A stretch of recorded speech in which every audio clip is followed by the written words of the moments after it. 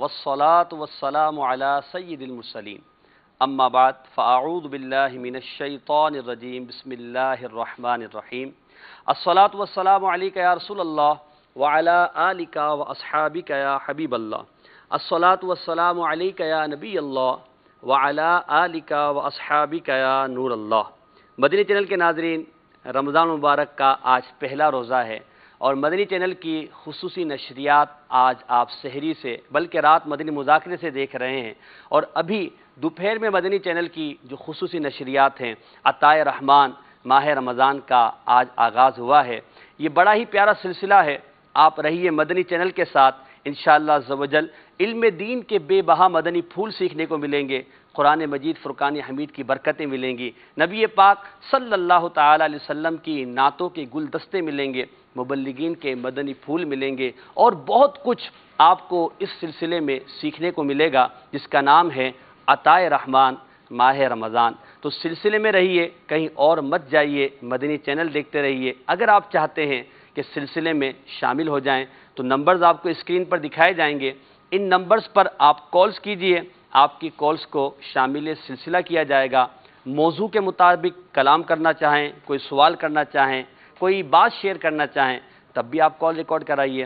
ہمارے ساتھ پیارے پیارے نعت خواہ بھی ہوتے ہیں، قاری محمد اسد اتاری آج ہمارے ساتھ تشریف فرما ہیں۔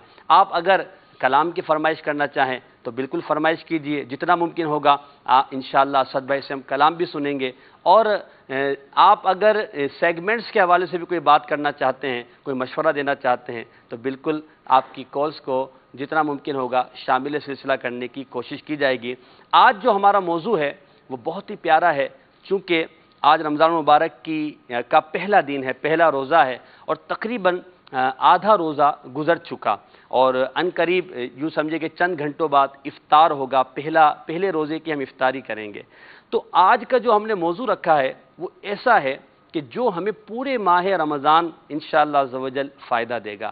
اگر ہم نے اس موضوع کے متعلق مبلغین کے دیے ہوئے مدنی پھولوں کو اپنے دل کے مدنی گلدستے میں سجانے کی کوشش کی تو آپ کو اس کی خوشبوئیں انشاءاللہ پورے رمضان آپ کو معطر کرتی رہیں گی۔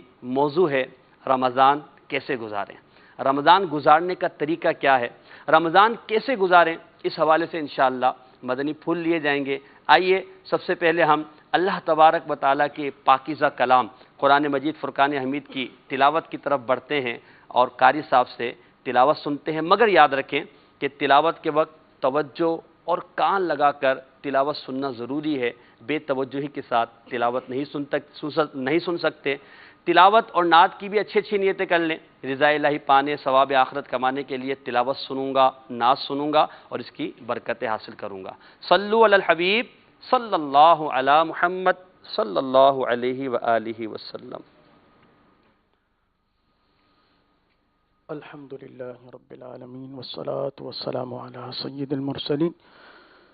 نیت المؤمن خیر من عملی، مسلمان کی نیت اس کے عمل سے بہتر ہے کہ تاحت اچھی نیت کر لیتے ہیں۔ میں بھی نیت کر لیتا ہوں، آپ بھی نیت کر لیجیے۔ اللہ عز و جل کی رضا پانے کے لیے تلاوت کروں گا، سنوں گا۔ اللہ تبارک و تعالی اخلاص کے ساتھ ہمیں ہر عمل کرنے کی توفیق عطا فرمائے۔ اعوذ باللہ من الشیطان الرجیم،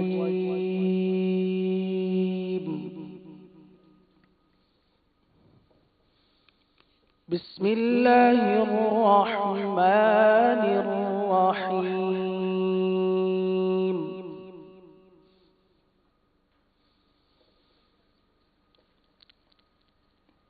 شہر رمضان الذی انزل فیہ القرآن،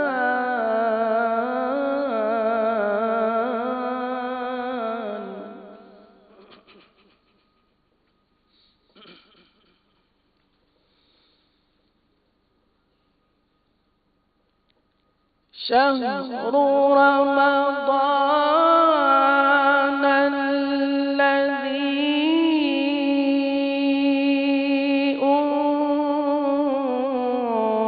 انزل فیہ القرآن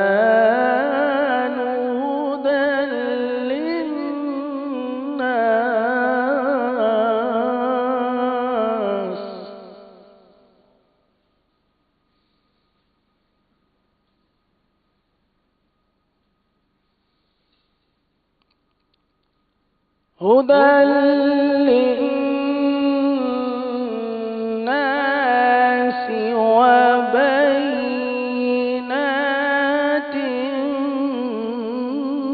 من الهدى والفرقان.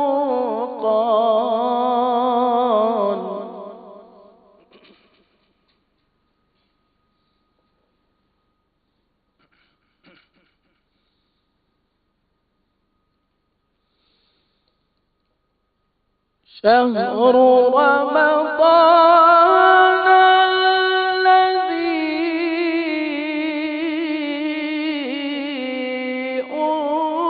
أنزل فيه القرآن هدى للناس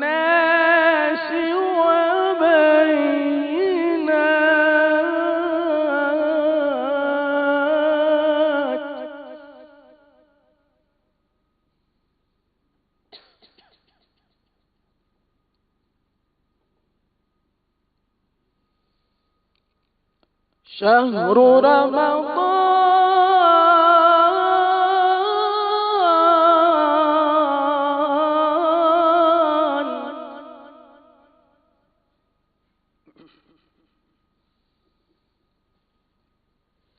شهر رمضان الذي أنزل فيه القرآن هدى للناس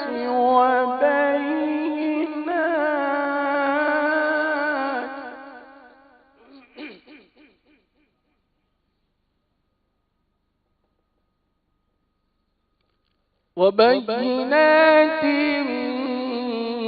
من الهدى والفرقان.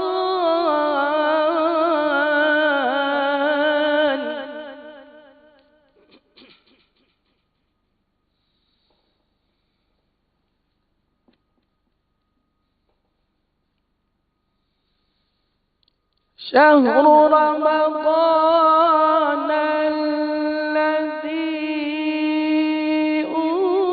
أنزل فيه القرآن هدى للناس وبينات من الهدى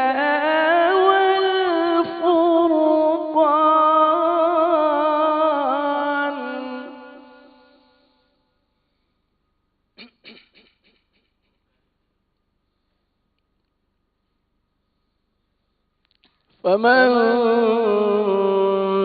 شهد منكم الشهر فليصم.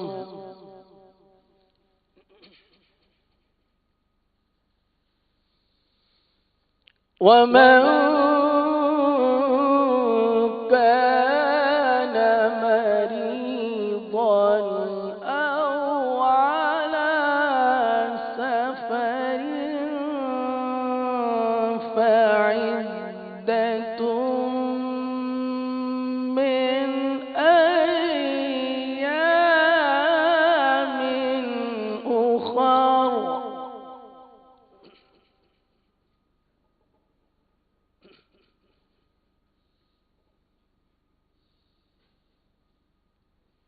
شهر رمضان الذي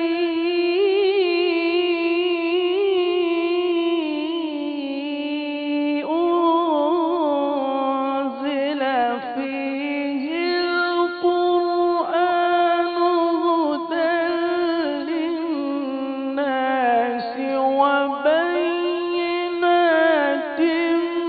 من الهدى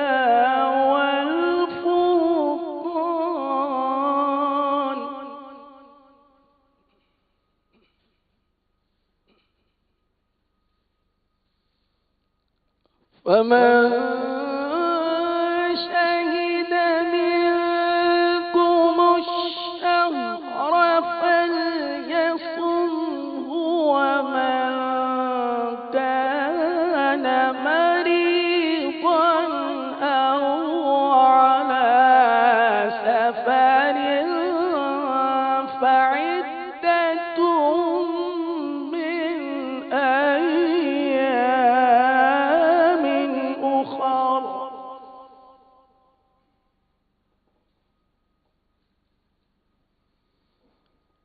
يريد الله بكم اليسر ولا يريد بكم العسر ولتكملوا العدة ولتكبروا الله على ما هداكم ولعلكم تشكرون ولتكملوا العدة ولتكبروا الله على ما هداكم ولعلكم تشكرون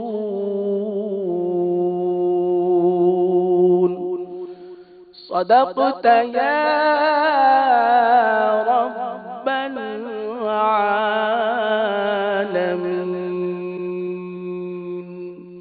سبحان اللہ. رمضان المبارک کے حوالے سے آیات بینات کی تلاوت ہوئی. اللہ تعالیٰ رمضان کی برکتوں سے ہمیں مالا مال فرمائے. الحمدللہ عز و جل ہمارے سلسلے میں ابو صوبان مبلغ دعوت اسلامی رکن شورا محمد اطہر اتاری دامت برکاتہم عالیہ بھی تشریف فرما ہوں گے. میں رکن شورا سے عرض کرتا ہوں کہ تشریف لائیں. ان کو میں مرحبا کہتا ہوں سلسلے میں ماشاءاللہ. اور انشاءاللہ ہم ابھی کلام کی طرف بھی بڑھیں گے. نعت شریف سنیں گے ہمارے اسد بھائی سے. آپ کو یہ عرض کرتا چلوں کہ سلسلے میں الحمدللہ ہمارے پاس مختلف سیگمنٹ ہیں. ایک بہت ہی پیارا سیگمنٹ ہے جس کا نام ہے حدیث یاد کریں. ہمارے غلام محی الدین بھائی انشاءاللہ اس سیگمنٹ کے حوالے سے ہمیں مدنی پھول عنایت کریں گے.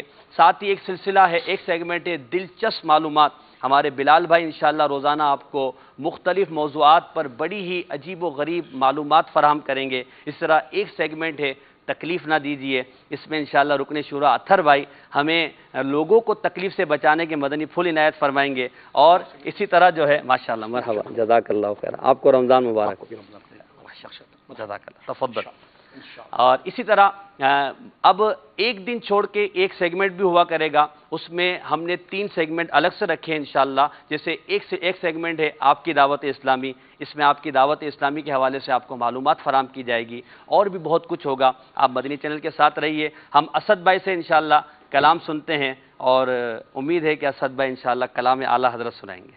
جی اسد بھائی. الحمدللہ رب العالمین والصلاة والسلام علی سید المرسلین. انشاءاللہ عز و جل اچھی نیتوں کے ساتھ اللہ کی رضا پانے ثواب آخرت کے لیے کلام پڑھوں گا. اور ان کلام انشاءاللہ عز و جل سیدی اعلیٰ حضرت کا بہت پیارا مشہور زمانہ کلام مختلف زبانوں کے اندر جو آپ نے ایک ہی کلام میں آپ نے مختلف زبانوں کا استعمال فرمایا. لم یأتی نذیر کفی نظرین. مل کے پڑھنے کی سعادت حاصل کرتے ہیں. مدنی چینل کے ناظرین اور حاضرین بھی اس کلام میں شریک ہو جائیں. اللہ تعالیٰ ہم سب کو اس کی ڈھیروں ڈھیر برکتیں عطا فرمائے. صلی اللہ علیہ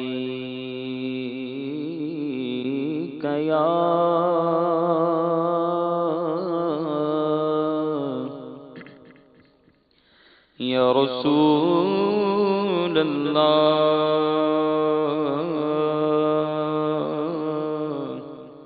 وسلم علیک یا حبیب اللہ.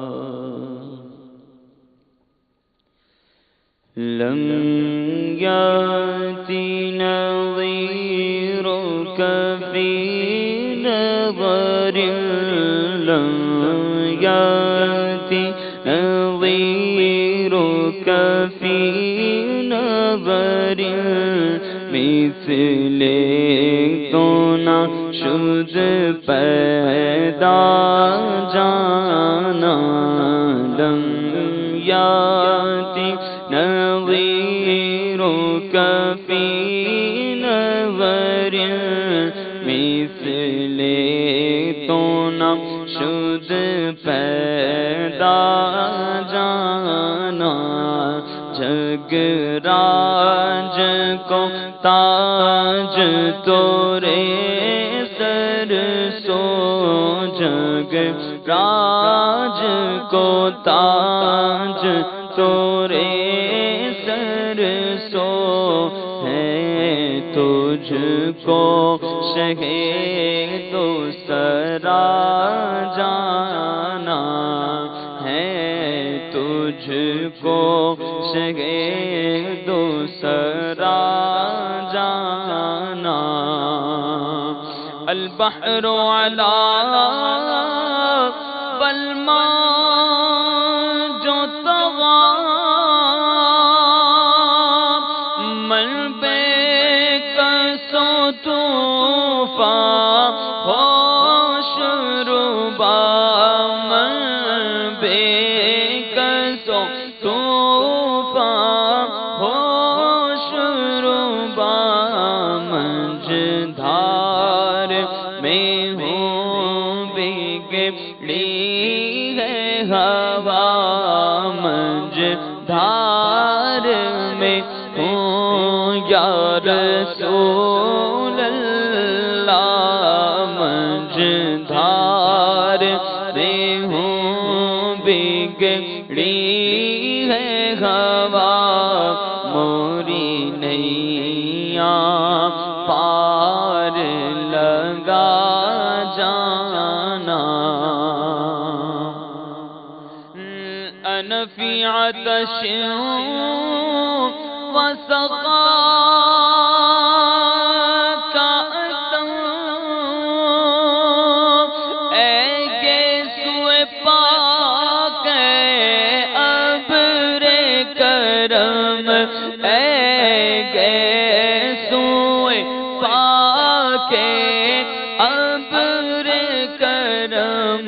برسن ہارے ریم جھم ریم جھم برسن ہارے ریم جھم ریم جھم، تو بوند ادھر بھی گرا جانا، دو بوند ادھر بھی گرا جانا.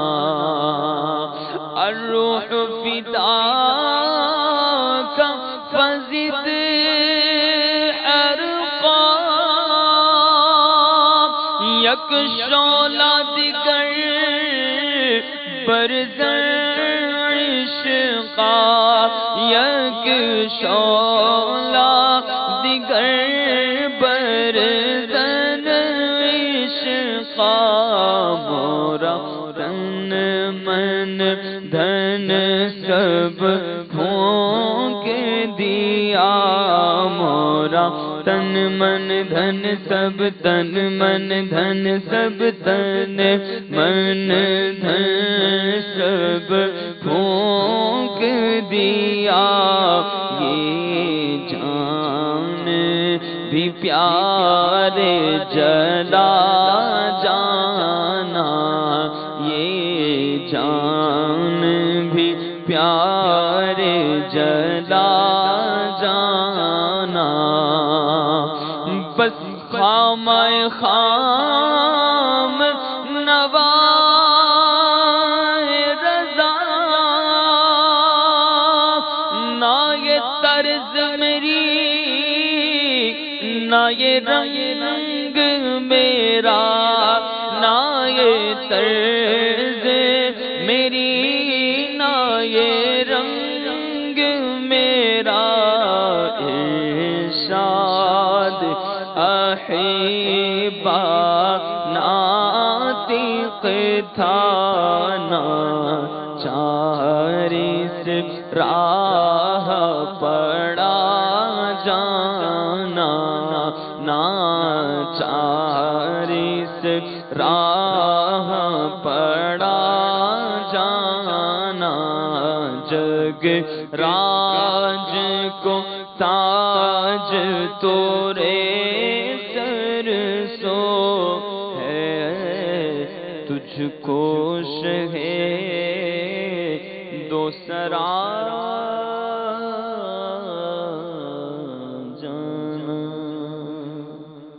ماشاء اللہ. اعلیٰ حضرت اور کلام اعلیٰ حضرت کی کیا بات ہے، کتنے پیارے انداز میں سید اعلیٰ حضرت رحمۃ اللہ تعالی علیہ نے نبی پاک صلی اللہ تعالی علیہ وسلم کی شان و عظمت کو بیان کیا۔ کاش ہمیں نبی پاک علیہ الصلوۃ والسلام سے حقیقی الفت، حقیقی محبت اور سچا عشق ہو جائے اور ہم نبی پاک کی محبت میں تڑپنے لگیں، ہمارا دل رونے لگے، آنکھیں آنسو بہانے لگے، اور کاش یہ عشق کی گرمی ہمارے گناہوں کی گندگی کو ختم کر دے اور ہم اللہ کی رحمت سے، نبی پاک کی محبت کی برکت سے بلا حساب جنت میں داخل ہو جائیں۔ سلسلہ ہے عطائے رحمان ماہ رمضان، اور آج کا موضوع ہے ہمیں کیا کرنا چاہیے رمضان کے حوالے سے۔ مختلف سیگمنٹ بھی ساتھ ہوں گے اور انشاءاللہ مدنی پھول بھی ہوں گے، آپ کی کالز بھی ہوں گی۔ اگر کال کرنا چاہتے ہیں تو کال کیجئے، ایس ایم ایس کرنا چاہتے ہیں تو ایس ایم ایس کیجئے، انشاءاللہ آپ کے ایس ایم ایس بھی کچھ نہ کچھ شامل سلسلہ کیے جائیں گے۔ ہم اپنے موضوع کی طرف بڑھتے ہیں۔ رمضان المبارک کا آج پہلا روزہ ہے، ابتدا ہے، اور ابتدا ہی میں اگر کچھ اچھی نیتیں ہو جائیں، ذہن بن جائے کہ مجھے کیا کرنا ہے، آگے کی پلاننگ کیا ہے، اگلے 30 دن 29 دن کیسے گزارنے ہیں، رات کو، دن کو، شام کو، صبح کو، یہ رمضان کیسے گزارنا ہے، اس حوالے سے انشاءاللہ ہم مبلغین کے مدنی پھولوں کو سنتے ہیں اور نیت یہ کر لیں کہ اپنے دلوں کے مدنی گلدستے میں سجائیں گے۔ بڑھتے ہیں ہم اپنے موضوع کی طرف۔ غلام محی الدین بھائی، آج کا موضوع ہے ہمیں کیا کرنا چاہیے۔ اس پہ سب سے پہلے تو چونکہ قرآن مجید فرقان حمید رمضان المبارک میں نازل ہوا نا، تو قرآن مجید فرقان حمید میں رمضان المبارک کے حوالے سے ہمیں کیا تعلیمات فرمائی گئی، کیا ارشاد فرمایا گیا، اہمیت کو کیسے اجاگر کیا گیا تاکہ ہم رمضان کی اہمیت کو سمجھنے میں کامیاب ہوں؟ بسم اللہ الرحمن الرحیم۔ بالکل اسی طرح قرآن مجید فرقان حمید میں اللہ تبارک و تعالی نے آیت سیام، روزوں کے بارے میں بڑے اہتمام کے ساتھ اور بڑی تفصیل کے ساتھ احکامات کو بیان کرتے ہوئے اس مقدس مہینے کی اہمیت کو بھی بیان فرمایا، اور وہیں اس مہینے کو کس طرح گزارنا ہے، یقیناً روزوں میں گزارنا ہے، صحیح، روزوں میں گزارتے ہوئے اس کے احکامات کو بھی بیان فرمایا، ٹھیک، اور بڑے پیارے انداز میں قرآن مجید نے اس طرح ذکر فرمایا۔ اللہ تبارک و تعالی قرآن مجید میں ارشاد فرماتا ہے، یا ایھا الذین آمنوا کتب علیکم الصیام کما کتب علی الذین من قبلکم لعلکم تتقون۔ یہ آیت فرضیت روزے کے بارے میں، ٹھیک، اس آیت میں روزے کو فرض کیا گیا اور یہ بتایا گیا کہ ایمان والوں پر روزہ فرض ہے۔ ٹھیک، فرمایا یا ایھا الذین آمنوا کتب علیکم الصیام، اے ایمان والو تم پر روزے فرض کیے گئے، کما کتب علی الذین من قبلکم، جیسا کہ تم سے پہلے لوگوں پر روزے فرض کیے گئے۔ صحیح، یہاں مفسرین نے اس بات کو ذکر فرمایا ہے کہ روزہ یہ بہت پرانی عبادت ہے، سبحان اللہ، اور تمام شریعتوں میں حضرت آدم علیہ نبینا علیہ صلاۃ والسلام سے لے کر ہمارے آقا و مولا سید الانبیاء صلی اللہ تعالی علیہ وسلم تک تمام شریعتوں میں روزے رکھنے کا رواج تھا صحیح، اور روزے رکھنے کا معمول تھا، لیکن پچھلی شریعتوں کے احکام جدا تھے، ان کے روزہ رکھنے کے انداز مختلف تھے، ان کے ایام مختلف تھے۔ اس امت پر اللہ تبارک و تعالی کا خصوصی کرم ہوا کہ سرکار کے صدقے اللہ تبارک و تعالی نے اس امت کو ماہ رمضان جیسی عظیم نعمت عطا کیا فرمائی۔ بات، یعنی یہ صرف روزوں کا تھا، سیام تھے، مگر سیام کا انداز الگ تھا۔ انداز الگ تھا۔ ہمارے ماہ یہاں انداز رمضان ہے کے روزے، صبح صادق سے لے کر غروب آفتاب جی تک بالکل، کا۔ اور ماہ رمضان المبارک کے روزے صرف اس امت پر فرض کیے کیا گئے۔ بات ہے، سبحان 10 شعبان المعظم 2 ہجری کو روزے فرض ہوئے۔ صحیح۔ تو اس آیت مقدسہ میں اس بات کو بھی ذکر فرمایا کہ روزے یہ قدیم عبادت ہے، پرانی عبادت ہے، اور ہر شریعت میں یہ عبادت موجود تھی، لیکن رمضان المبارک کے روزے یہ صرف امت محمدیہ کا خاصہ ہے، کیا سرکار بات۔ علیہ الصلوۃ والسلام کے صدقے۔ اور پھر اس آیت میں روزے رکھنے کے مقصد کو، فلسفے کو بھی بیان فرمایا کہ اے ایمان والو تم پر روزے فرض کیے گئے جیسا کہ پہلے لوگوں پر فرض کیے گئے تھے۔ کیوں فرض کیے گئے، کیا مقصد تھا، کیا وجہ تھی، اس فلسفے کو بڑے خوبصورت انداز میں ذکر فرمایا گیا۔ فرمایا لعلکم تتقون، ہائے ہائے ہائے، کہ تم پرہیزگار بن جاؤ، کیا بات، تمہیں پرہیزگاری ملے، تمہیں تقوی ملے۔ ماہ رمضان المبارک آتا ہے اور پرہیزگاری ساتھ لے کر آتا ہے، کیا بات ہے۔ اور جو اس میں عبادت کرتا ہے خلوص دل سے، سچے دل سے، اللہ تبارک و تعالیٰ کی للہیت کے لیے، رضا الہی کے لیے، اور روزہ رکھ کے خوب عبادت میں گزارتا ہے، اللہ تبارک و تعالیٰ اس کو ماہ رمضان کے صدقے پرہیزگاری کا تحفہ عطا فرماتا ہے۔ سبحان اللہ، متقی، فرمایا لعلکم تتقون، کہ کہیں تمہیں پرہیزگاری ملے، تم پرہیزگار بن جاؤ۔ کس طرح؟ مفسرین نے اس بات کو ذکر فرمایا کہ اس طرح کے روزے کی حالت میں بندہ اس طرح مشق کرتا ہے کہ وہ حرام چیزوں سے رکنا اس پر فرض ہے، حلال چیزوں سے بھی وہ ہاتھ روک لیتا ہے، کیا کہ بات، جو چیز کھانا پینا، روزے کی تعریف ہی ہے کہ صبح صادق سے لے کے غروب آفتاب تک کھانے پینے اور صحبت سے رکنا، یہ ہے روزہ۔ تو روزے کے اندر حرام چیزیں تو ویسے ہی منع ہیں، حلال چیزیں بھی روک دی جاتی ہیں، اور حلال چیزوں کو بھی کھانا پینا جو انسان کے لیے حلال ہوتا ہے، ظاہر سی بات ہے روزے کی حالت میں وہ حرام ہو جاتا ہے، اس کو وہ ہاتھ بھی نہیں لگاتا۔ تو فرمایا کہ انسان کی مشق ہوتی ہے، ایک بندہ مومن کی یہ مشق ہوتی ہے کہ وہ روزے کی حالت میں اپنی خواہشات پر قابو کرتا ہے، ضبط نفس، اپنے نفس کو کنٹرول میں کرتا ہے۔ اور یہ دو بنیادی چیزیں ہیں، ضبط نفس اور خواہشات پر قابو کرنا، یہ دو بنیادی چیزیں ہیں کہ انسان کے اندر اگر یہ آ جائیں تو وہ گناہ پر قادر ہونے کے باوجود بھی گناہ سے رک جاتا ہے۔ کیا بات ہے، یہ دو چیزیں جس کو مل جائیں اللہ تبارک و تعالیٰ کے فضل و کرم سے آسان کر دیں گے۔ ضبط نفس یعنی اپنے نفس کو کنٹرول میں رکھنا، ٹھیک، اپنے نفس کی بات کو نہ ماننا۔ صحیح۔ اس پر بہت پیارا واقعہ خواجہ نظام الدین اولیاء رحمۃ اللہ تعالیٰ علیہ کا جو الملفوظ میں سیدی اعلیٰ حضرت نے ذکر فرمایا ہے کہ آپ بہت شدید بیمار ہو گئے، اور آپ کی بیماری ایسی تھی کہ حکیموں طبیبوں کے پاس لے کر جایا گیا لیکن کوئی علاج کی صورت نظر نہ آئی۔ تو آپ کے مریدین نے جب آپ کو دیکھا کہ آپ اتنے بیمار کہ آپ بے ہوش ہو جایا کرتے تھے، تو آپ کی بارگاہ میں مریدین نے عرض کی کہ حضور ایک غیر مسلم ہے اور اس کے بڑے چرچے ہیں، وہ کچھ پڑھ کر دم کرتا ہے، ساری بیماری دور ہو جاتی ہے، تو اگر آپ اجازت دیں تو ہم ان کے پاس لے جائیں۔ کہا کہ میں ایک غیر مسلم سے علاج کروا ہی نہیں سکتا، ایسا ہو نہیں سکتا۔ آپ نے یہ کہا اور آپ پھر شدت کی وجہ سے، بیماری کی شدت کی وجہ سے پھر بے ہوش ہو گئے۔ آپ کے مریدین سے دیکھا نہ گیا، وہ آپ کو اٹھا کر اس کے پاس لے کر گئے، اس نے اپنا کچھ جنتر منتر پڑھا، دم کیا، اور آپ بالکل ہوش میں آ گئے اور ساری بیماری دور ہو گئی۔ آپ نے فرمایا کہ تو ایک غیر مسلم ہے اور تجھے اتنا مقام کیسے مل گیا؟ تجھے اتنا زبردست ایک انداز ملا ہوا کہ تو جو پڑھ کے دم کرتا ہے بیماری دور ہو جاتی ہے، آخر اسی کیا وجہ ہے، تجھے یہ کیسے نصیب ہوا؟ تو اس نے کہا کہ جو میرا استاد تھا، جو میرا گرو تھا، جس نے مجھے یہ سکھایا، تو اس نے مجھے ایک بات بتائی تھی کہ جب بھی تم کچھ کرنے لگو، جو تمہارا نفس کہے نا اس کا الٹ کرنا، اچھا، اپنے نفس کی نہیں ماننا، کیونکہ نفس یہ بڑا بھائی ہے، شیطان کا بڑا بھائی ہے۔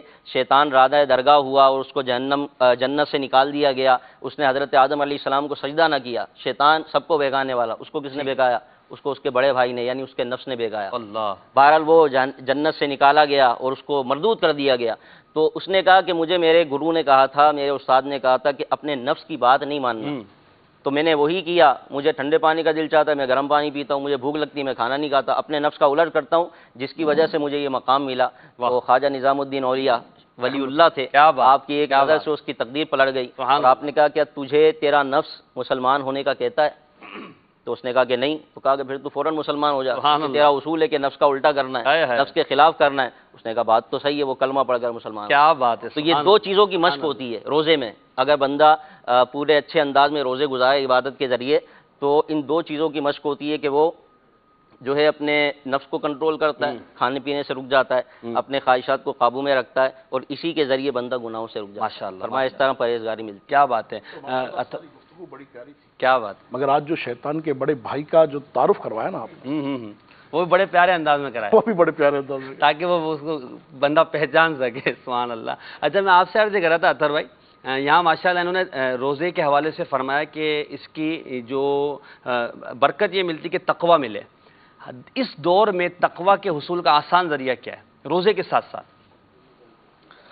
الحمدللہ رب العالمین والصلاة والسلام علی سید المرسلین۔ ماشاءاللہ عز و جل قبلہ نے جو گفتگو فرمائی، اس میں بنیادی طور پر جو چیز ارشاد فرمائی نا، ضبط نفس، اصل میں حصول تقوی کے لیے سب سے اہم ترین ٹول ہی یہی ہے صحیح، کہ اپنی جائز خواہشات یا ناجائز خواہشات، ان دونوں کے تعلق سے ایک لمحے کے لیے انسان غور کر لینا کہ یہ میرے حق میں ہے کیا، وہ دنیاوی اعتبار سے ہو یا اخروی اعتبار سے، یہ دونوں چیزیں ہیں۔ اب انڈرسٹوڈ ہے کہ جس طرح وہ جو گرو تھا غیر مسلم تھا، بد مذہب تھا، اس کے ذہن میں جائز و ناجائز کا کانسیپٹ تو تھا ہی نہیں، ٹھیک ہے، مگر بنیادی طور پر اپنے نفس کی خواہش، لفظ نفس کو بھی تھوڑا سا چونکہ ایک عام ویور کو شاید سمجھ میں نہ آئے یا لوگوں کے نزدیک نفس کی تعریف وہ نہیں ہوتی، ٹھیک ہے، تو ایک اس کو کہا جائے کہ جائز و ناجائز خواہش کے متعلق انسان کا غور و خوض کرنا، ٹھیک ہے، اور پھر اس کے تعلق سے ٹھہر کر غور و خوض کرنے کے بعد کسی ایسی سمت کے تعین کی طرف بڑھنا کہ جو وہ اپنے حق میں بہتر جانے،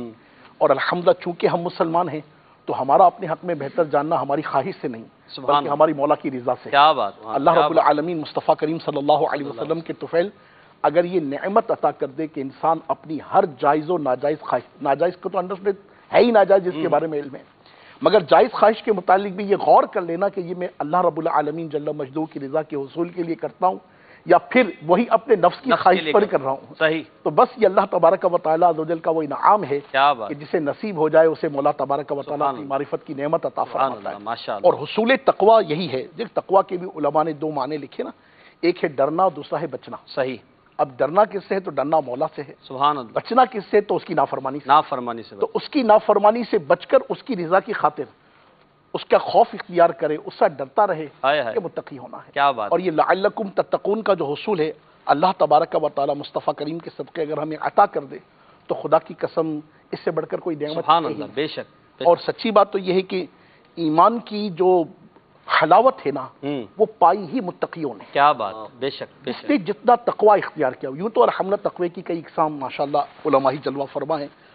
تقوی کی کئی اقسام اور بنیادی طور پر تو ہر مسلمان متقی ہے. متقی ایمان کی میں نعمت. الحمدللہ رب العالمین کفر کو چھوڑا، شرک کو چھوڑا، وہ ان سے بچا اپنے مولا کی رضا کے لیے. سبحان اللہ. ڈر کر اس نے ایمان قبول کیا تو وہ متقی ہے. کیا بات. اب تقوی کے درجے ہیں کہ اگلا مرتبہ یہ ہے کہ وہ گناہ کو چھوڑے اور نیکی سبحان کو اللہ. اختیار کرے.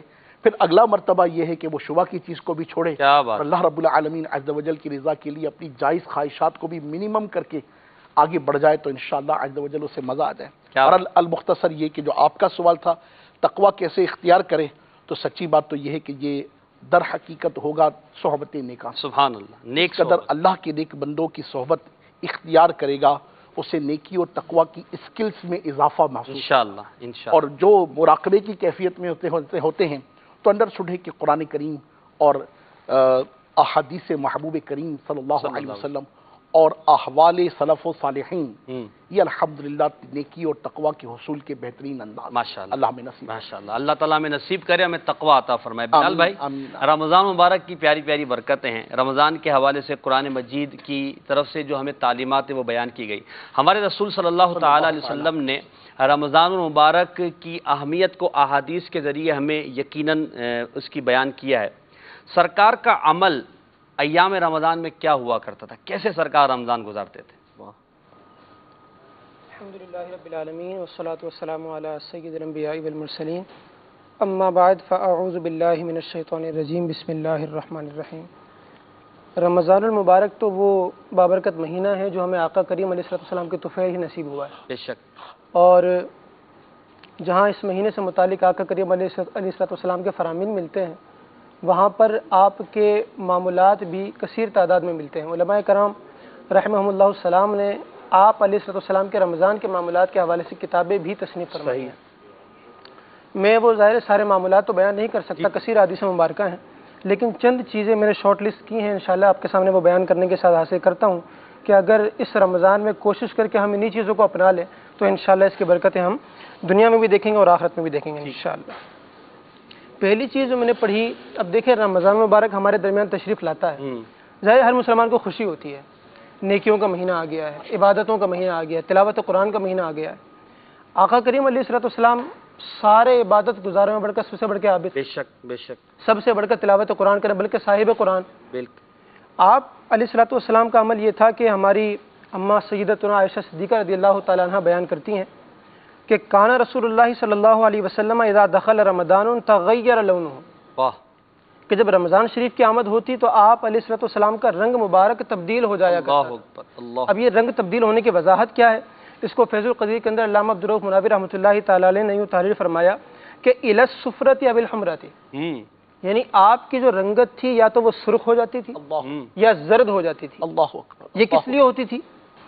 کہہ رہے ہیں کہ یہ رنگت اس لیے ہوتی تھی کہ کما یعرض للخائف خشیۃً، کہ جب کسی شخص کو خوف لاحق ہو تو اس کی یہ دو رنگتیں ہو جاتی ہیں، اللہ اکبر. یا وہ سرخ رنگت اس کی ہو جاتی ہے یا پھر زرد ہو جاتی ہے. اللہ. اب آقا کریم علیہ السلام کی یہ رنگت کیوں ہوتی تھی؟ فرمایا خشیۃ من ان یعرض له فیہا ما یقصر عن الوفاء بحق العبودیۃ فیہ. اللہ اکبر. کہ آقا کریم علیہ السلام کے جن کے صدقے یہ ساری کائنات بنی، ہم کو ایمان عطا ہوا، قرآن عطا ہوا، رمضان عطا ہوا، آپ علیہ السلام اس خوف سے آپ کا یہ رنگ تبدیل ہو جاتا تھا کہ کہیں میں اس رمضان کے اندر رب تبارک و تعالیٰ کی عبادت کرنے سے میں کمی نہ ہو جائے اور کوئی میں حق ضائع نہ کر اللہ اللہ اللہ. اس لیے آپ کا رنگ تبدیل ہو جایا کرتا تھا. یعنی ہمارے لیے اس حدیث مبارکہ کے اندر دو قسم کی چیزیں ہیں کہ ٹھیک ہے رمضان کے آنے سے ہمیں خوشی ہوئی، عبادتوں کا مہینہ ہے، نفل کا ثواب فرض کے برابر ہو گیا، فرض کا 70 گنا بڑھا دیا گیا، لیکن جہاں اس ماہ میں نیکی کرنے کا ثواب بہت زیادہ ہے وہاں گناہ کرنے کا عذاب بھی بہت زیادہ ہے۔ صحیح۔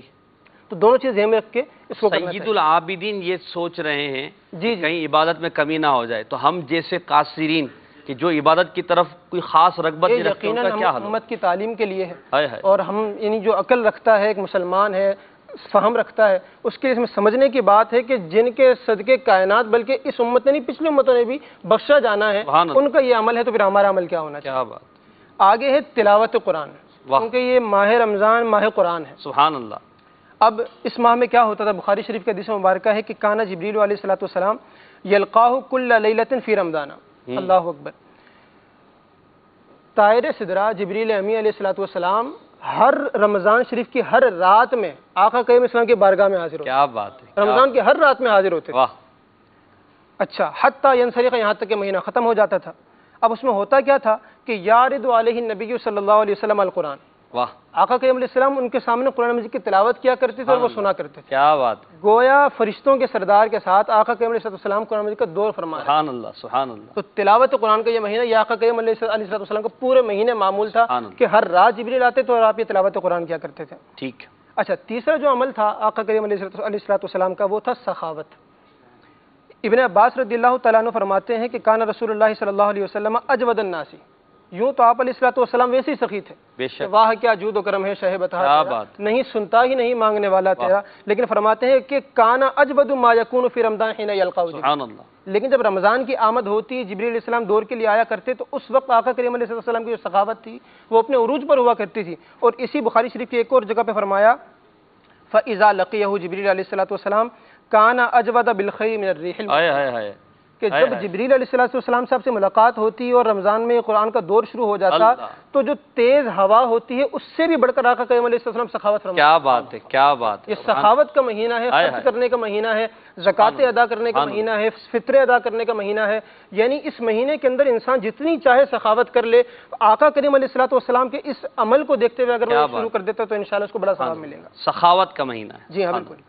چوتھی چیز، جی، فقراء اور مساکین کے ساتھ بھلائی کرنا۔ ہائے ہائے ہائے، ابن عباس رضی اللہ تعالیٰ عنہ سے روایت فرماتے ہیں کہ کانا رسول اللہ صلی اللہ علیہ وسلم اذا دخل شہر رمضان اطلق کل اسیر واعطى کل سائل، سبحان اللہ، کہ جب رمضان شریف کا مہینہ تشریف لاتا آقا کریم علیہ السلام ہر قیدی کو چھوڑ دیا گیا کیا بات، اور ہر مانگنے والے کو، ہر سائل کو عطا فرمایا کرتے تھے۔ سبحان اللہ، اب فیض القدیر کے اندر علامہ عبد المنابر رحمۃ اللہ تعالی فرماتے ہیں کہ فیہ ندب عتق الاسارى، کہ اس حدیث کے اندر قیدیوں کو آزاد کرنے کا مستحب ہونا بیان کیا جا رہا ہے عند اقبال رمضان، کہ جب رمضان آ جائے۔ سبحان اللہ، اب قیدی تو ہمارے ہاں اس دور میں نہیں ہے۔ فرمایا والتوسع علی الفقراء والمساکین، دوسرا پہلو اس حدیث کا یہ ہے کہ فقراء و مساکین پر وسعت کر دے، کشادگی کرے، جی ہاں، کسی کے گھر میں راشن نہیں ہے آپ نے راشن ڈلوا دی، سبحان اللہ، کسی کے گھر میں کوئی اور مالی پریشانی ہے، قرض ہے، کوئی مطلب دیگر مسائل ہیں، آپ اپنے مال کو استعمال کرتے ہوئے فقراء مساکین کے ساتھ بھلائی کریں گے تو یہ رمضان المبارک کے اندر آقا کریم علیہ السلام کی سنت مبارک۔ کیا بات ہے، ماشاء اللہ، آگے ہے مسواک کرنا۔ سبحان اللہ، دعوت اسلامی نے تو الحمدللہ رب العالمین مسواک کا جو پرچار کیا ہے تو مسواک ویسے ہی سنت ہے، بالکل، لیکن رمضان المبارک کے اندر اس کے بارے میں آتا ہے کہ عبداللہ بن عامر بن ربیعہ فرماتے ہیں کہ رأیت النبی صلی اللہ علیہ وسلم ما لا احصی یتوسق وهو صائم، ہائے ہائے، یہ ترمذی شریف کے حدیث مبارکہ ہے، فرمانے لگے کہ رمضان المبارک میں آقا کریم علیہ السلام کا روزہ ہوتا تھا اور میں نے آپ کو روزے کی حالت میں اتنی مرتبہ مسواک کرتے دیکھا کہ میں شمار ہی نہیں، کیا بات ہے، کیا بات، میں گن ہی نہیں سکتا۔ مسواک سے محبت جی ہے ہاں، حضور، اور آگے ابن ماجہ کی حدیث مبارکہ اور ہماری والدہ اما عائشہ صدیقہ طیبہ طاہرہ رضی اللہ تعالیٰ عنہ سے فرماتی ہیں کہ قال رسول اللہ صلی اللہ علیہ وسلم من خیر خصال الصائم السواک، سبحان اللہ، کہ روزے دار کی بہترین عادت، اس کی بہترین خصلتوں میں سے ایک مسواک کرنا ہے۔ کیا بات ہے، ماشاء اللہ، اب روزے کی حالت ہے مسواک کریں، یقین مانیے کہ مسواک سے جہاں منہ پاک ہوتا ہے، رب راضی ہوتا ہے، وہاں دیگر اس کے سائنسی فوائد ہیں۔ بالکل، مسواک کے جو فضائل ہمارا الحمدللہ رسالہ بھی ہے میرا اہل سنت کا، تو اس کا بھی مطالعہ کیا جا سکتا ہے، تو یہ بھی ایک معمول تھا ماشاء آقا کریم علیہ الصلوۃ کیا بات ہے، صحیح، بعض لوگ پوچھتے ہیں روزے میں مسواک کر سکتے ہیں، تو جس کر طرح سکتے ہیں، ہاں کر سکتے سرکار کی بالکل کر سکتے ہیں، روزے میں بھی مسواک کرنا سنت ہے۔ خالی کر نہیں سکتے، ثواب ہے ماشاء سبحان اللہ، اللہ۔ ایک اور چیز دعا کرنا، کثرت سے کہ دعا، رمضان المبارک کے اندر بندہ رب تبارک و تعالیٰ سے جتنی دعا کرے اتنا کم ہے، کہ آقا کریم علیہ السلام کا یہ عمل خود کا تھا، بلکہ ارشاد فرمایا فضائل الاوقات للبیہقی کے اندر امام بہقی نے کہ اذا دخل رمضان تغیر لونہ، کہ جب رمضان شریف آتا آپ کا رنگ مبارک تبدیل ہوتا۔ دوسری چیز کیا کرتے؟ کثرت صلاتہ، آقا کریم علیہ السلام کی نمازیں زیادہ ہو جائے، سبحان اللہ سبحان اللہ. یعنی تراویح اور جو اشراق، چاش، اوابین وغیرہ تہجد کے علاوہ جو نمازیں وہ زیادہ ہو جایا کرتی. ٹھیک ہے. پھر فرمایا وابتہل فی الدعاء، آقا کریم علیہ السلام دعا میں ابتحال کیا کرتے تھے. سبحان یہ ابتحال کا کیا مطلب ہے؟ فیض القدیر کے اندر علامہ عبدالمناوی رحمۃ اللہ علیہ نے اس کو لکھا ای تضرع واجتہد، ہائے ہائے ہائے. یعنی رب کی بارگاہ میں خوب گڑ گڑایا کرتے تھے اور دعا مانگنے میں خوب کوشش کیا کرتے تھے کیا بات. کہ رب تبارک و تعالیٰ کا یہ رحمتوں کا مہینہ ہے، مغفرت کا مہینہ ہے، جہنم سے نجات کا مہینہ ہے، تو رب تبارک و تعالیٰ کی بارگاہ میں دعا کیا کرتے تھے. اور یہ دعا یقیناً جہاں ویسے ہوا کرتی تھی وہاں امتیوں کے لیے بھی ہوا. بالکل امت کے. اب یہ آقا کریم علیہ السلام کا یہ انداز دیکھ کر ہم کو یہ سبق ملتا ہے کہ رمضان جو اتنا مبارک مہینہ ہمیں مل گیا ہے، رب کی اتنی عطائیں ہیں، تو ہم تو مائل بکرم ہیں، کوئی سائل ہی نہیں. ہائے ہائے. تو رب سے مانگیں، دعا کریں، جتنی ہو سکے دعا کریں، نمازوں کے بعد، نوافل کے بعد انشاءاللہ اللہ کی تلاوت کریں، نماز پڑھیں، روزہ رکھیں، زکوٰۃ دیں، صدقہ کریں، سخاوت کریں، غریبوں کی مدد کریں اور یتیموں پر شفقت کریں اور غریبوں کی حمایت کریں. انشاءاللہ آپ کو اس کی برکتیں ملیں گی. مدنی چینل کے ناظرین، رمضان کیسے گزاریں اس حوالے سے ہم مدنی پھول دے رہے ہیں، ہمیں کیا کرنا چاہیے. آپ کی کچھ کالز لیتے ہیں. ہمارے ساتھ نعت خواں اسلامی بھائی بھی تشریف فرما، یہ بھی کافی دیر سے خاموش بیٹھے ہیں، تو ان کو بھی لب کشائی کا موقع دینا چاہیے. دیکھتے ہیں کالز پر ہم سے کیا پوچھا جا رہا ہے، کیا کہا جا رہا ہے. جی کال دیجیے گا. مجھے یہ کلام سنا دیجیے اسد بھائی کی آواز میں، مجھے در پہ پھر بلانا مدنی مدینے والے. انشاءاللہ عز و جل. اگلی کال. میری ایک گزارش ہے کہ مجھے ایک نعت سنا دیجیے. آنکھیں رو رو کے سجانے والے. انشاءاللہ. اگلی کال. ہند گجرات جام نگر سے محمد ساجد اتاری عرض کر رہا ہوں. ماشاءاللہ سلسلہ عطائے رحمان ماہ رمضان جاری و ساری ہے. اسد بھائی کی بارگاہ میں عرض ہے کہ وہ کلام سنا دیجیے امیر علیہ سنت کا. ٹھنڈی ٹھنڈی ہوا مدینے کی ہے، مہکی مہکی فضا مدینے کی ہے. جی اگلی کال. مرحبا عطائے رحمان ماہ رمضان سلسلہ مرحبا. اطہر بھائی کی اور دیگر اسلامی بھائیوں کی آمد مرحبا. رمضان مبارک، ولیوں کے سردار حضور غوث اعظم رضی اللہ تعالیٰ عنہ کی ولادت مبارک. اس سلسلے میں یہ عرض کرنا چاہوں گا، مدنی پھول عطا فرمائیے کہ رمضان المبارک کی اتنی برکتیں کہ پیارے آقا صلی اللہ علیہ وسلم کا ارشاد گرامی ہے، جس کا مفہوم ہے کہ اگر میری امت جانتی رمضان کیا ہے تو وہ تمنا کرتی کہ سارا سال رمضان ہی رہے. اس پر مدنی پھول عطا فرمائیے. انشاءاللہ عز و جل مدنی پھول لیں گے. مزید کال دیجیے گا. توقیر احمد بات کر رہا ہوں جی فیصلہ آباد سے. ہمیں اعلیٰ حضرت کا کلام سب سے اولا ہو اعلیٰ ہمارا نبی، یہ نعت سناتے ہیں انشاءاللہ. نیکسٹ. اسد بھائی مجھے کلام سنا دے، طیبہ بڑی دور ہے، جانا بھی ضرور ہے. جزاک اللہ خیر. انشاءاللہ عز و جل. ایک آخری کال دے دیجیے، پھر انشاءاللہ بڑھتے ہیں آگے. سلسلہ ماشاء اللہ عز و جل بہت بہت اچھا ہے. اللہ عز و جل مدی چینل کو ترقیاں اور عروج عطا فرمائے. نعت خواں اسلامی بھائی سے عرض ہے کہ یہ کلام سنا دیجئے. اب تو بس ایک ہی دن ہے کہ مدینہ دیکھوں. جزاک اللہ خیر. جن اسلامی بھائی نے کالز کی اللہ تعالیٰ ان کو برکت عطا فرمائے. انشاءاللہ مزید کالز بھی لیں گے. ایاز بھائی آپ سے میں انشاءاللہ نعت کے بعد یہ سوال کروں گا کہ انہوں نے سوال کیا ہے کہ نبی پاک علیہ السلام نے فرمایا کہ اگر میری امت کو پتہ ہوتا تو سارا سال رمضان کی خواہش کرتی. اسد بھائی اور دیگر نعت خواہ اسلامی بھائی بھی ہمارے ساتھ ہیں. آپ کا اسم گرامی؟ اعجاز بھائی. میلاد رضا. ماشاءاللہ. دونوں اسلامی بھائی ماشاءاللہ. کچھ فرمائشیں آپ سے ہیں، کچھ وہ کر دیں گے انشاءاللہ. صلی اللہ تعالی علی محمد صلی اللہ علیہ وسلم. سب سے اولا اعلی ہمارا نبی، سب سے اولا اعلی ہمارا نبی، سب سے بالا والا ہمارا نبی، سب سے بالا والا ہمارا نبی، سب سے اولا والا ہمارا نبی. اور اپنے مولا کا پیارا ہمارا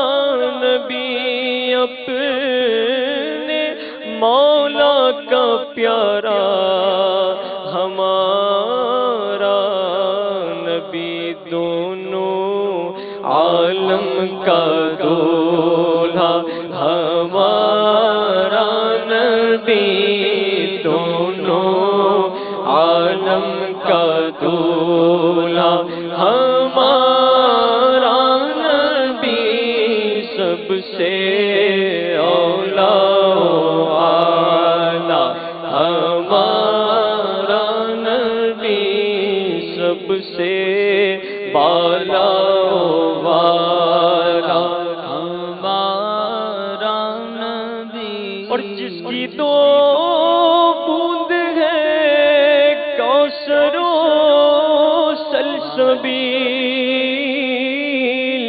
جس کی دو بوند ہے کوثر و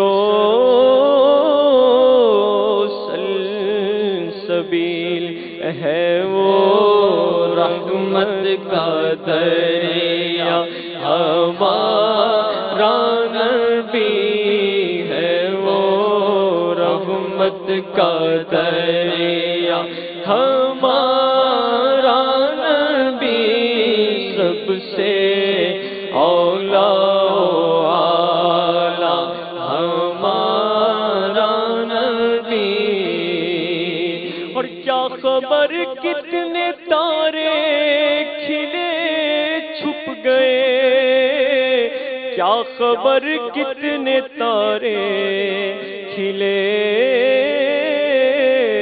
چھپ گئے، پر نہ ڈوبے نہ ڈوبا ہمارا نبی، پر نہ ڈوبے نہ ڈوبا ہمارا نبی، سب سے اولا و اعلیٰ ہمارا نبی، اور کون دیتا ہے دینے کو منہ چاہیے، کون دیتا ہے دینے کو منہ چاہیے، دینے والا ہے سچا ہمارا نبی، دینے والا ہے سچا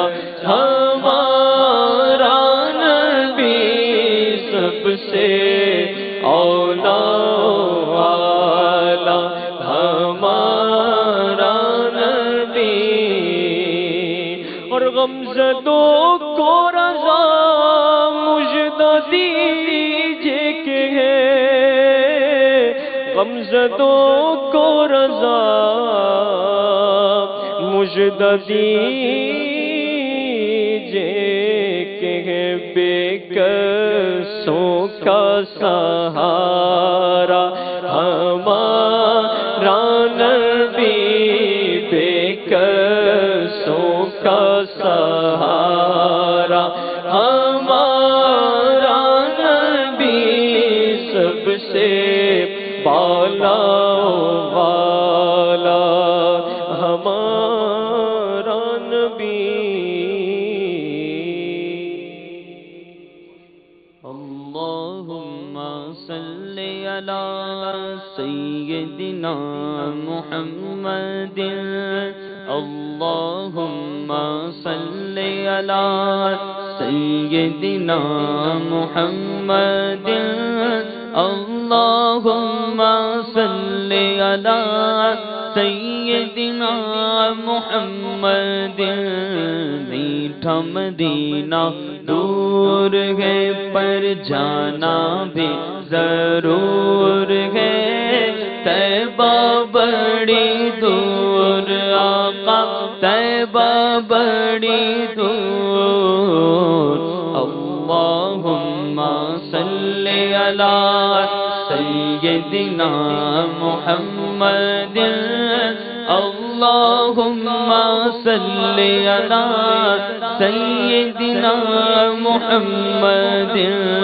اللہم صلی علی سیدنا محمد اللہم صلی علی سیدنا محمد رحمت عالم تیرا لقب ہے تیری اونچی شان ہے سارا عالم تیرا بھکاری تو سب کا سلطان ہے رحمت عالم تیرا لقب ہے تیری اونچی شان ہے سارا عالم تیرا بھکاری تو سب کا سلطان ہے مجھ سے غم کے ماروں کا تو تجھ پہ ہی بس مان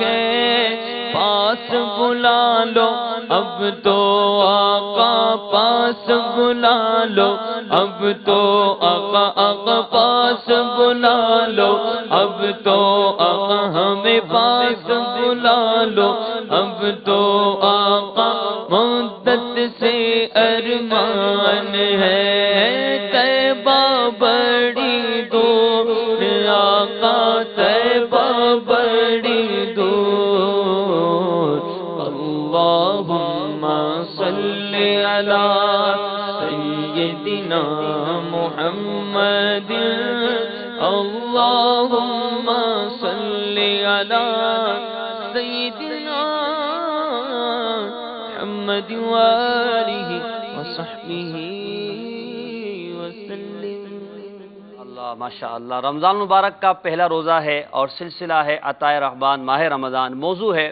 ہمیں کیا کرنا چاہیے ایاز بھائی یہ جو کال آئی تھی اس کے حوالے سے کوئی جواب عنایت فرمایا بسم اللہ الرحمن الرحیم محسن بھائی میری امت اگر جانتی کہ ماہ رمضان میں کیا ہے تو تمنا کرتی کہ کاش پورا سال رمضان ہوتا ماہ رمضان مبارک میں کیا ہے ماہ رمضان مبارک کی برکات کیا ہے ماہ رمضان مبارک وہ عظیم الشان مہینہ ہے کہ جس میں نزول قرآن ہوا اللہ تبارک و تعالیٰ کا وہ انعام کہ ہم عمومی طور پر عمومی ایام کے اندر جب ہم نیکی کرتے ہیں تو اس کا ثواب جو ہے وہ کیا نام ہے 1 سے لے کر 700 گنا تک عطا فرمایا جاتا ہے لیکن اس ماہ مبارکہ کے اندر روزہ ایسا عمل ہے کہ اللہ تبارک و تعالیٰ نے ارشاد فرمایا کہ وہ روزہ وہ عمل ہے جس کی جزا میں خود ہوں گویا رب قدیر عز و جل خود جو ہے وہ کیا نام ہے جزا ہے جس روزے کی اللہ تبارک و تعالیٰ کا وہ انعام اس ماہ رمضان مبارک کے اندر موجود ہے اس کے علاوہ آپ دیکھیے تو راہ خدا عز و جل میں جب ہم خرچ کرتے ہیں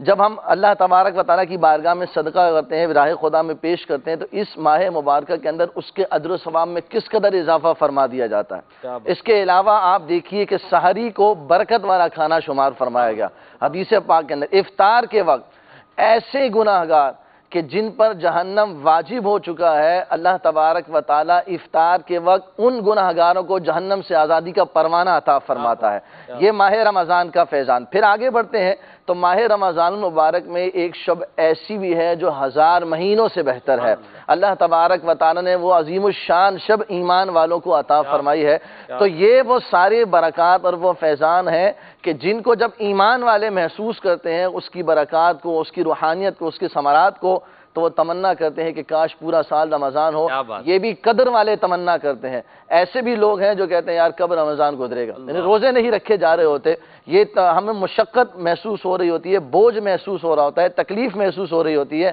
لیکن ایک قدردان ہے جو ایک عظمت والے لوگ ہیں جو اس بات کی تمنا کرتے ہیں کہ یار کاش پورا سال رمضان ہو پھر یہ تو ظاہری اعتبار سے ہم ایک بات کر رہے ہیں باطنی طور پر بھی جیسا کہ محی الدین بھائی نے ارشاد فرمایا کہ تقوی حاصل ہوتا ہے روزے کا ایک بنیادی مقصد ہے یعنی آپ دیکھیے ظاہری اعتبار سے بھی باطنی اعتبار سے بھی دنیاوی اعتبار سے بھی اخروی اعتبار سے بھی ہر اعتبار سے ماہ رمضان المبارک اور اس کے اندر پائے جانے والے امور کے فوائد اور ثمرات ایمان والوں کو حاصل ہوتے ہیں تو یہ وہ ساری ثمرات اور برکات ہیں کہ جب ایمان والے ان کو پاتے ہیں تو اللہ تبارک و تعالیٰ کی رضا اور قرب حاصل ہوتا ہے، اللہ تبارک و تعالیٰ کی معرفت حاصل ہوتی ہے، اور پھر نتیجتاً جب اللہ تبارک و تعالیٰ کا قرب اور معرفت حاصل ہوتی ہے تو یقیناً دنیا بھی بہتر ہوتی ہے اور آخرت میں بھی اس کے ثمرات نصیب ہوتے ہیں۔ پھر ہم دیکھتے ہیں کہ قرآن کریم کی تلاوت، نماز کی کثرت اس ماہ رمضان المبارک کے اندر بڑھ جاتی ہے۔ عمومی طور پر 5 نمازیں ہیں،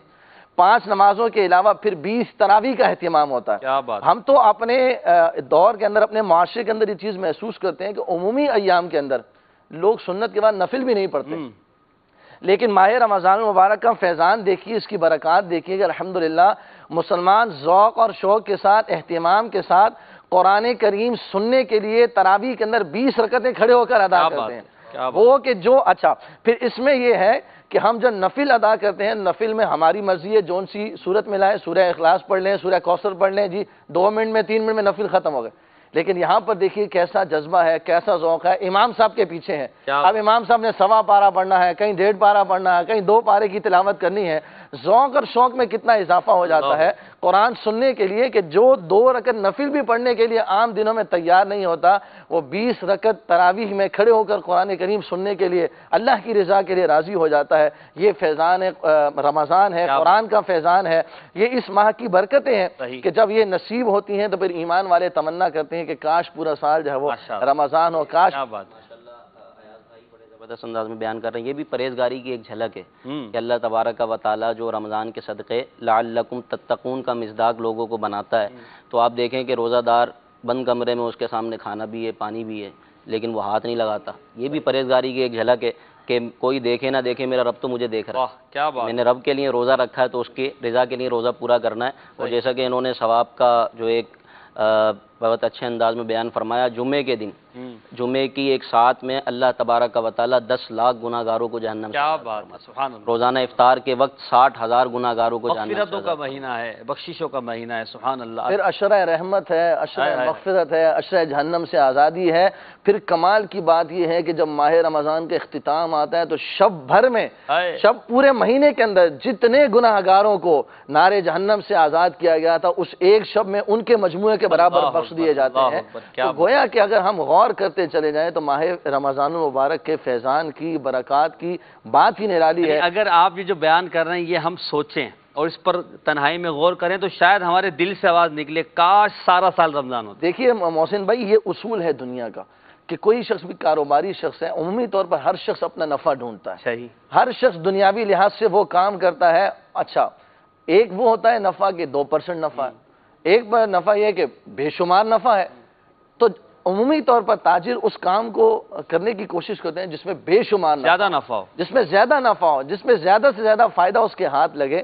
تو ایمان والے بھی جو ہے وہ کیا نام ہے نفع کا سودا کرتے ہیں، ایمان والے بھی نفع کے جو ہے وہ کیا نام ہے تجارت کرتے ہیں۔ تو ایمان والے اس لیے ماہ رمضان کی خوشی کرتے ہیں، اہتمام کرتے ہیں اور اس کے لیے تمنا کرتے ہیں کہ پورا سال رمضان ہو، کیونکہ ان کے نامہ اعمال میں نیکیاں درج ہو رہی تھیں، ان کے نامہ اعمال میں جو ہے وہ انہیں نیکیوں کی جو تجارت ہے اس میں نفع حاصل ہو رہا ہوتا ہے۔ تو اس لیے ایمان والے اس میں خوشی کا اظہار کرتے ہیں۔ جس طرح بندہ دنیاوی طور پر تجارت میں نفع کا خواہش مند ہوتا ہے، ایمان والے جو ہے وہ نیکیوں کی تجارت میں نفع کے خواہش مند ہوتے ہیں۔ پھر اس کے اندر زکوٰۃ اور خیرات کا معاملہ ہوتا ہے، پھر اس کے اندر اعتکاف کی عبادت موجود ہے۔ سبحان اللہ، کیا بات۔ آپ دیکھیے تو اللہ تبارک و تعالیٰ کے گھر میں اس کے بندے اس کو راضی کرنے کے لیے، گویا ایک طریقے سے ہم کہنے کہ دھرنا دے کر بیٹھ جاتے ہیں، اس کی رضا پر راضی ہونے کے لیے، اسے راضی کرنے کے لیے، اپنی مغفرت کو پانے کے لیے، جہنم سے آزادی کا پروانہ حاصل کرنے کے لیے۔ تو یہ کیسی پیاری عبادت ہے جو سال کے دیگر ایام میں ان معنی پر ہمیں حاصل نہیں ہوتی، لیکن یہاں پر جب ہم آتے ہیں ماہ رمضان المبارک میں تو پھر اعتکاف کی صورت میں ہمیں یہ فیضان اور یہ برکتیں بھی حاصل ہوتی ہیں کہ 10 دن عاشقان رسول اللہ تبارک و تعالیٰ کے گھر میں اور دعوت اسلامی کے مدنی ماحول میں پورا ماہ الحمدللہ، کاش پورا سال رمضان ہوتا۔ پھر جب یہ برکتیں الحمدللہ حاصل ہوتی ہیں، حضرت ابو ہریرہ رضی اللہ تعالیٰ کی آپ کو ایک بات ارشاد فرما، آپ کے اور آپ کے تلامیذوں کا یہ معمول تھا کہ جب آپ کام کاج سے فارغ ہو جاتے تو آپ مسجد میں تشریف لے آتے۔ سبحان اللہ۔ امیر اہل سنت دامت برکاتہم عالیہ بھی ترغیب ارشاد فرماتے ہیں جن اسلامیوں کی مجبوری ہے، کام کاج کا مسئلہ ہے، نہیں آ سکتے، چلے جب فارغ ہو جائیں تب مسجد میں آ جائیں۔ یہ رمضان کا عمل تھا ابو ہریرہ، رمضان کا عمل تھا حضرت ابو ہریرہ رضی اللہ تعالیٰ کا، کہ آپ اپنے آپ کے اور آپ کے تلامذہ کام کاج سے فارغ ہونے کے بعد مسجد میں تشریف لے جاتے ہیں. جب آپ سے پوچھا گیا ایسا کیوں کرتے ہیں، آپ ارشاد فرماتے ہیں ہم اپنے روزے کو پاکیزہ رکھنا، ہم اپنے روزے کو ستھرا رکھنا چاہتے ہیں. گویا کہ پاکیزگی طہارت ظاہری اعتبار سے بھی حاصل ہوتی ہے اور ان معنی پر بھی حاصل ہوتی ہے کہ ہم اللہ کے گھر میں آ جائے، اس کے گھر میں آ کر بیٹھ جائے تو انشاءاللہ الرحمن یہ بھی ایک پاکیزگی حاصل ہونے کا ذریعہ ہے. جہاں روزہ پاکیزگی حاصل ہونے کا ذریعہ ہے، وہیں اس کے گھر میں آ کر عبادت کرنا، اس کو راضی کرنے کے تو ویسے بھی مسلمان کے لیے قلعہ ہے نا، وہاں پر گناہوں سے بچے گا.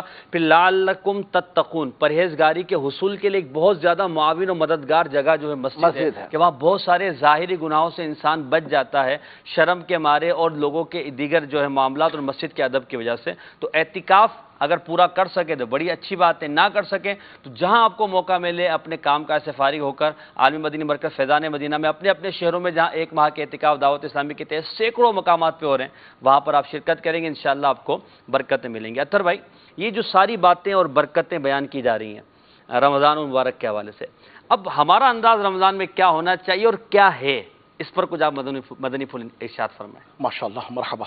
ایاز بھائی کی گفتگو کے دوران میرے ذہن میں دو جملے کیا آ رہے تھے، میں نے کہا چلو موقع ملے گا تو عرض کروں گا کہ عمومی طور پر انگلش میں ایک جملہ کہا جاتا ہے every day is not Sunday. اس کے معنی کہ ہر دن چھٹی کا دن نہیں ہوتا، صحیح، اتوار کا دن نہیں ہوتا. مگر اگر یہ کہا جائے کہ ایوری ڈے از سنڈے تو آدمی بولے موجے ہو گئی نا، بلے بلے ہو گیا، رائٹ. اسی طرح آگے بڑھے تو ہر کام کا ایک سیزن ہوتا ہے. اور جس طرح ماشاءاللہ انہوں نے تجارت کے اعتبار سے بات کی کہ بزنس کمیونٹی میں ہر بزنس کی کچھ نہ کچھ ایام ہوتے ہیں. رمضان کریم کے تشریف لانے پر جہاں ماشاءاللہ نیکیوں کا سیزن ہوتا ہے، وہاں دنیاوی اعتبار سے بھی دیکھیں کہ کچھ بزنس کی تو چل پڑتی ہے نا، کہ شوز کا بھی سیزن آ گیا تو گارمنٹس کا بھی سیزن آ گیا تو کپڑے کا بھی سیزن آ گیا تو کاسمیٹکس کا بھی سیزن آ گیا تو باربیکیو کا بھی سیزن آ گیا. تو اس طرح سے بہت ساری چیزوں کا سیزن آ جاتا ہے اور حقیقت میں یہ واقعی نیکیوں کا سیزن ہے. بے شک. اور every day is not Sunday کی ترکیب کو میرے ذکر کہ جس طرح ہر دن چھٹی کا دن نہیں ہوتا اور جب جب چھٹی کا دن آتا ہے تو انسان کیسا اس کو سیلیبریٹ کرتا ہے، انجوائے کرتا ہے، اس کے لیے غور کرتا ہے. تو رب پاک عز و جل کی طرف سے یہ جو اپرچونٹی ہے نا پورے مہینے کی کہ الحمدللہ پورے سال میں ان 11 ماہ میں مختلف ایام اور مختلف شب ہیں کہ جس میں الحمدللہ رب العالمین نیکیاں کرنے کا موقع ملتا ہے اور اس میں کچھ نہ کچھ ثواب کی بڑھوتری کی صورتیں ہوتی ہیں. کچھ نہ کچھ ایسے ایونٹس ہوتے ہیں، معراج پاک کا ایونٹ آ گیا، شب برات کا ایونٹ آ گیا، 11ویں شریف کا ایونٹ آ گیا، 12ویں شریف کا ایونٹ آ گیا، محرم پاک کے ایونٹ آ گئے. یہ سب اپنی اپنی جگہ پر ماشاءاللہ عز و جل ایک شب ہے یا ایک دن ہے، اس طرح سے ترکیب ہے. عید کا دن آ گیا، بقرہ عید کے 3 یا 4 دن آ گئے، مگر ایک ساتھ وہ ہے نا کہ سنڈے، وہ سنڈے نہیں، وہ پورا منتھ آ گیا. الحمدللہ رب العالمین، رب پاک عز و جل کی رحمتوں، برکتوں، عنایتوں، مغفرتوں، بشارتوں، عظمتوں اور کیا کچھ سمیٹنے کا. اللہ اللہ. اب تو کوئی کرنے والا ہو. سچی بات ہے کہ وہ اقبال کا شعر ہے نا کہ ہم تو مائل بکرم ہیں، کوئی سائل ہی نہیں، راہ دکھلائیں کسے رہ روے منزل ہی نہیں. تو اللہ تبارک و تعالیٰ کی رحمتیں تو بے شمار بے پایا کرم فرما ہیں. اب کوئی ہمت کرنے والا ہو تو ماشاء اللہ. اچھا، ہم جو کر رہے ہیں تو ہم خوب کر رہے ہیں. خوب کر رہے ہیں یہاں خوب کرنے میں دو چیزیں. اچھا، ایک تو جو خوب کر رہے ہیں ماشاءاللہ بہت سبحان اللہ، جیسے آپ لوگ کر رہے ہیں، اللہ تعالیٰ برکت دے، نیکی اور تقویٰ کے حصول کے لیے امت کی خیرخواہی میں ماشاءاللہ عز و جل یہاں بیٹھے. اسی طرح ایک بہت بڑی تعداد ہے مسلمانوں کی جو ماشاءاللہ اس وقت مکہ مکرمہ میں حاضر ہے، مدینہ طیبہ میں حاضر ہے، بغداد معلیٰ میں حاضر ہے، فیضان مدینہ میں موجود ہے، ماشاءاللہ دنیا دعوت اسلامی میں مدنی مراکز میں موجود ہے. رحمت خدا سے مسلمان اس وقت دن کا وقت ہے اور ایک تعداد ہے بہت بڑی جو ماشاءاللہ رزق حلال کے لیے کوشاں ہیں اور وہ یقیناً اچھی نیتوں کے ساتھ کرتا ہے تو 7 کروڑ ثواب کمائیں گے. یہ بہت اچھی بات ہے الحمدللہ. تو جو نیکی اور تقویٰ کی بنیاد پر ان مبارک ایام کو گزار رہے ہیں وہ تو بہت اچھا کر رہے ہیں. ٹھیک ہے، کیا کرنا چاہیے؟ تو سچی بات ہے عموم سے بڑھ کر کرنا چاہیے. ایک تو ہے نا کہ عمومی طور پر یہ کیا جاتا ہے، تو بالخصوص کیا کرنا چاہیے؟ تو رسول محتشم نبی معظم شفیع امم صاحب الجود والکرم صلی اللہ علیہ وسلم کی ایک حدیث کا خلاصہ جسے فیضان رمضان میں شیخ کامل دامت برکاتہ العالیہ نے استقبال رمضان کے عنوان سے سیدنا سلمان فارسی رضی اللہ تعالیٰ عنہ کی ایک حدیث لکھی ہے جس کا مفہوم، وہ حدیث تو ماشاءاللہ طویل ہے، جس کا آخر میں رسول پاک علیہ السلام نے ترغیب ارشاد فرمائی کہ رمضان میں تمہیں کرنا کیا چاہیے. اور سرکار دو عالم نور مجسم صلی اللہ علیہ وسلم نے وہ 4 باتیں ارشاد فرمائی ہیں جو آپ کے اس عنوان کا باقاعدہ جواب بن گیا۔ کیا بات ہے، رسول پاک علیہ الصلوۃ والسلام نے رہنمائی فرمائی۔ ماشاءاللہ بلال بھائی کا جو مضمون تھا وہ تو تھا ہی ایسا کہ رسول محتشم صلی اللہ علیہ وبارک وسلم نے خود رمضان کریم کو گزارا ہے، اور اب احادیث مبارکہ میں رمضان کریم کو گزارنے کی جہاں ماشاءاللہ بہت سارے اعمال اور ہر نیکی و تقوی کا عمل جو انسان اللہ کی رضا کے لیے اختیار کرے گا تو اسے ماشاءاللہ عز و جل اس میں برکتیں ہی بالکل ملیں گی۔ مگر بالخصوص اس حدیث پاک کا خلاصہ ہے کہ سرکار نے ارشاد فرمایا 4 چیزیں ہیں۔ نمبر 1 کلمہ طیبہ کی کثرت، سبحان اللہ، کلمے کی کثرت کرو۔ نمبر 2 استغفار کرو، سبحان اللہ۔ تیسری بات ارشاد فرمایا اللہ پاک عز و جل سے جنت طلب کرو، اللہ۔ اور چوتھا اللہ رب العالمین سے جہنم سے پناہ مانگو، اللہ تبارک و تعالیٰ کی پناہ مانگو جہنم سے۔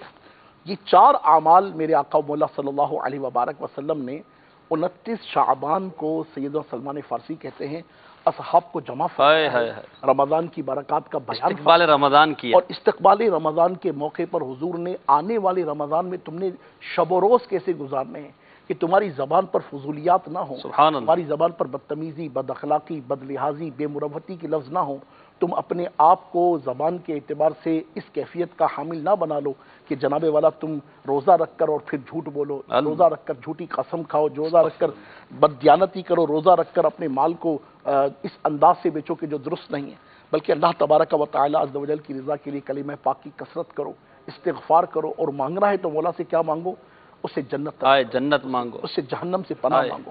تو یہ 4 اعمال دیکھیں بہت سمپل ہے بالکل، اور حضور سید عالم صلی اللہ علیہ وسلم نے باقاعدہ قاعدہ ارشاد فرما دیا نا کہ انشاءاللہ عز و جل اگر یہ صورتیں ہم اختیار کرتے ہیں تو رب پاک عز و جل کی رحمت سے انشاءاللہ رمضان کی رخصت تو ہے ہی، تقدیر الہی ہے، اللہ تبارک و تعالی جل مجدہ کی طرف سے 1 مہینہ خیر سے رخصت ہونا ہی ہے صحیح، مگر اس میں انسان یہ دیکھے کہ میں نے میکزیمم وہ صورت اختیار کی کہ جس سے میرا مولا راضی ہو جائے، سبحان اللہ، مجھے جنت مل جائے، مجھے دوزخ سے آزادی مل جائے۔ کاش چلیں ہم ہاتھ تو ہاتھ یہ 4 اعمال کر لیں، آج پہلا روزہ ہے، پڑھ لیتے ہیں لا الہ الا اللہ محمد رسول اللہ استغفر اللہ العظیم استغفر اللہ العظیم اللہم ارزقنا الجنہ بغیر الحساب اللہم اجرنا من النار اللہم اجرنا من النار اللہم اجرنا من النار۔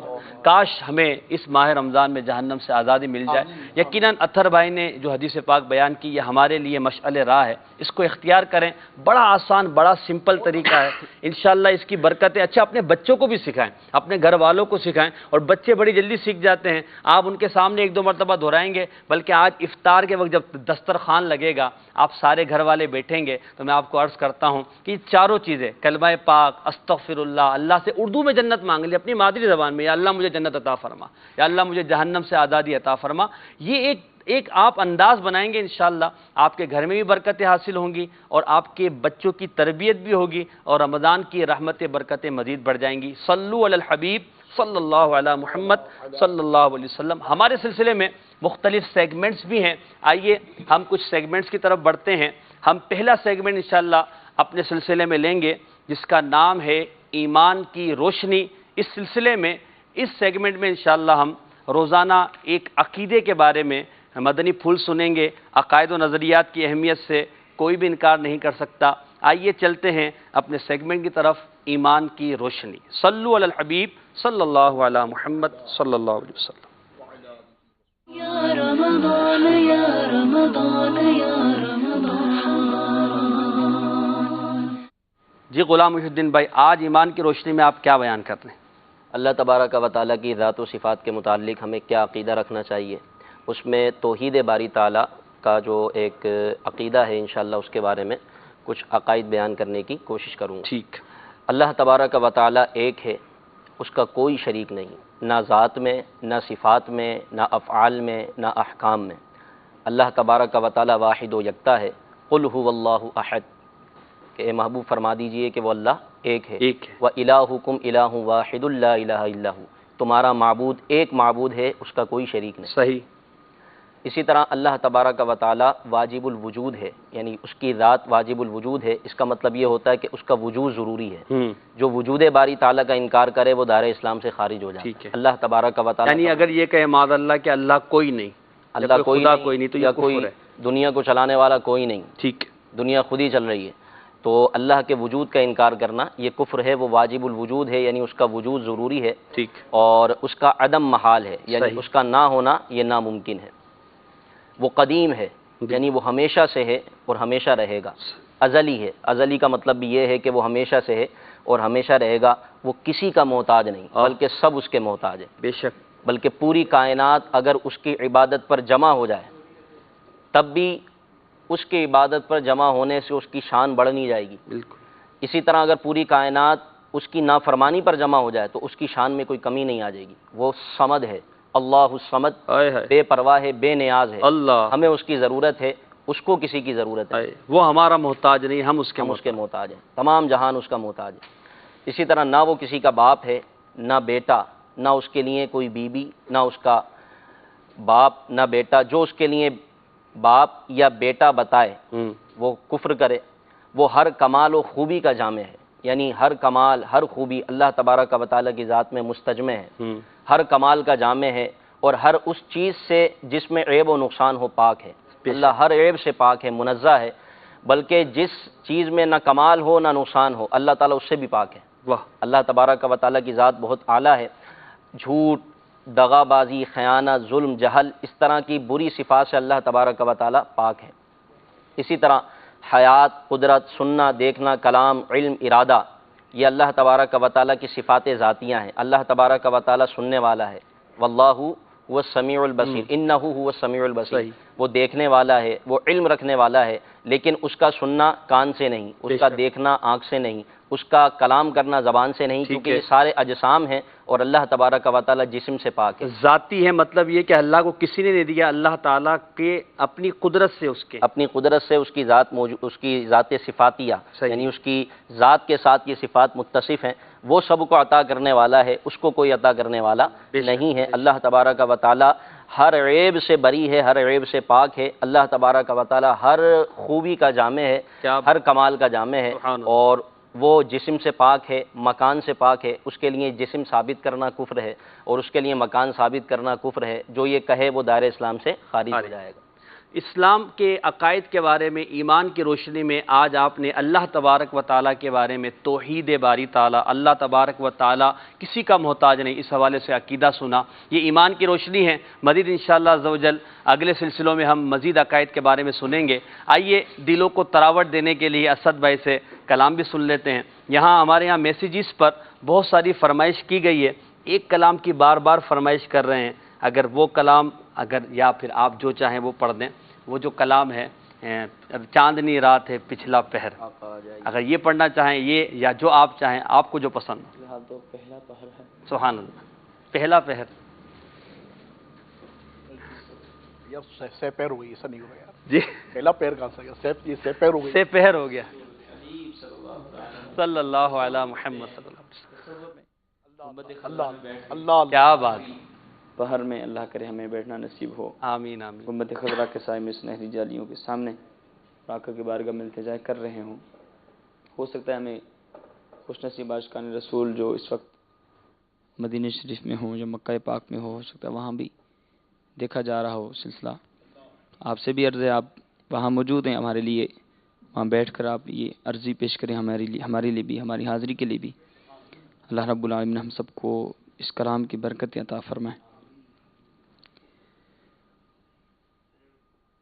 آقا جائیے، آقا جائیے، آقا جائیے، آقا جائیے، بہرے دیدار مشتاق ہے ہر نظر، بہرے دیدار مشتاق ہے ہر نظر، دونوں عالم کے سرکار آ جائیے، دونوں عالم کے سرکار آ جائیے، چاندنی رات ہے آقا، چاندنی رات ہے آقا چاندنی رات ہے اور پچھلا پہر دونوں عالم کے سرکار آ جائیے دونوں عالم کے سرکار آ جائیے آقا آ جائیے آقا آ جائیے سدرات المنتہا عرش و باغ کرم ہر جگہ پڑ چکے ہیں نشان قدم سدرات المنتہا عرش و باغ کرم ہر جگہ پڑ چکے ہیں نشان قدم اب تو ایک بار اپنے غلاموں کے گھر اب تو ایک بار آقا اب تو ایک بار اپنے غلاموں کے گھر دونوں عالم کے سرکار آ جائیے آقا آ جائیے آقا آ جائیے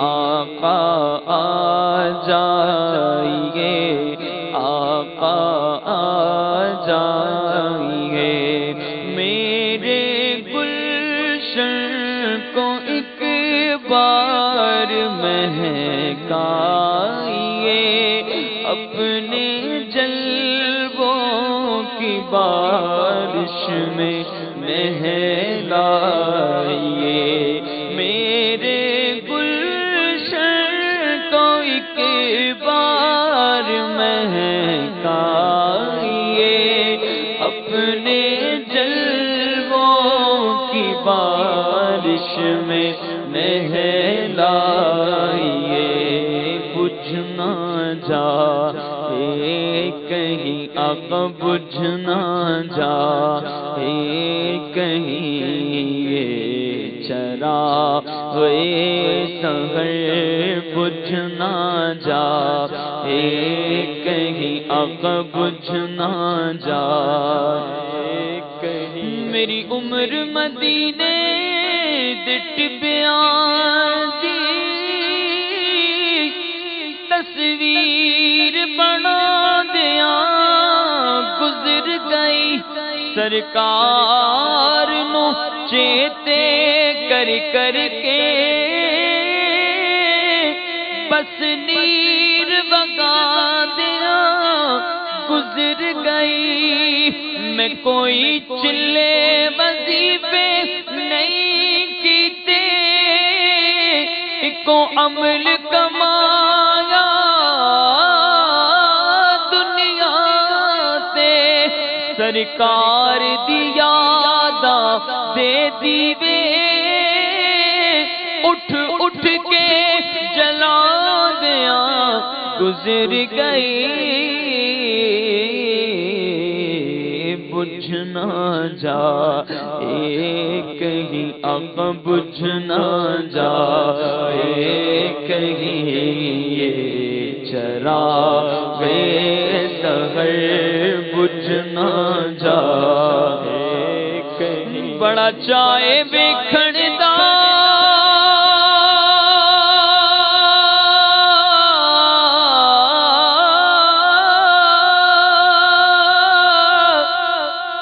بڑی خسرت زیارت دی کتھے ویکھن تو پہلا مر نہ جاواں یا رسول اللہ بچھوڑے دے میں صدمے رو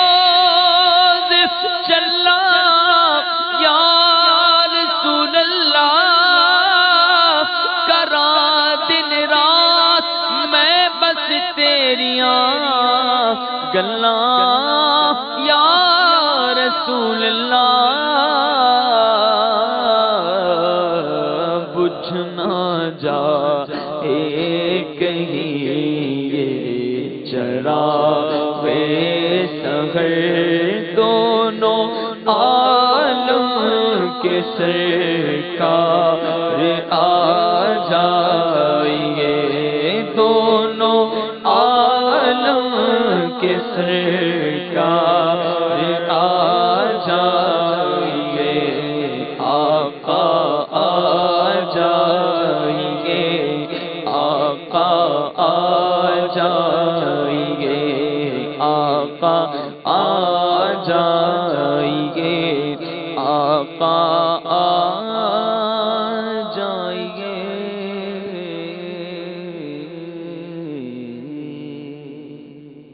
ماہ رمضان مبارک ہے، نبی پاک علیہ الصلاۃ والسلام سے خاص نسبت حاصل ہے۔ کاش ہمیں نبی پاک کی سچی محبت نصیب ہو جائے اور دلوں میں تڑپ اور الفت آ جائے اور ہم نبی پاک صلی اللہ علیہ وسلم کے دیدار کے لیے کاش دعائیں کریں، روئیں، گڑ گڑائیں۔ اللہ تعالیٰ ماہ رمضان کی برکتوں کے صدقے ہمیں رمضان کی کسی شب اپنے نبی کا دیدار عطا فرمائے، آمین آمین بجاہ نبی الامین صلی اللہ علیہ وسلم۔ عطائے رحمان ماہ رمضان میں ہمارا موضوع ہے رمضان کے حوالے سے ہمیں کیا کرنا چاہیے۔ ایاز بھائی، ہم دیکھتے ہیں کہ رمضان مبارک چند سالوں سے گرمیوں میں آ رہا ہے، اچھا پھر مزدور ہیں، کام کرنے والے ہیں، بعض بوڑھے بھی ہوتے ہیں یا بعض جوان بھی ہوتے ہیں، روزہ رکھنے میں کچھ دشواری محسوس ہوتی ہے، تو اس کا حل کیا ہے؟ روزہ رکھنے کی طرف رغبت کیسے بڑھے؟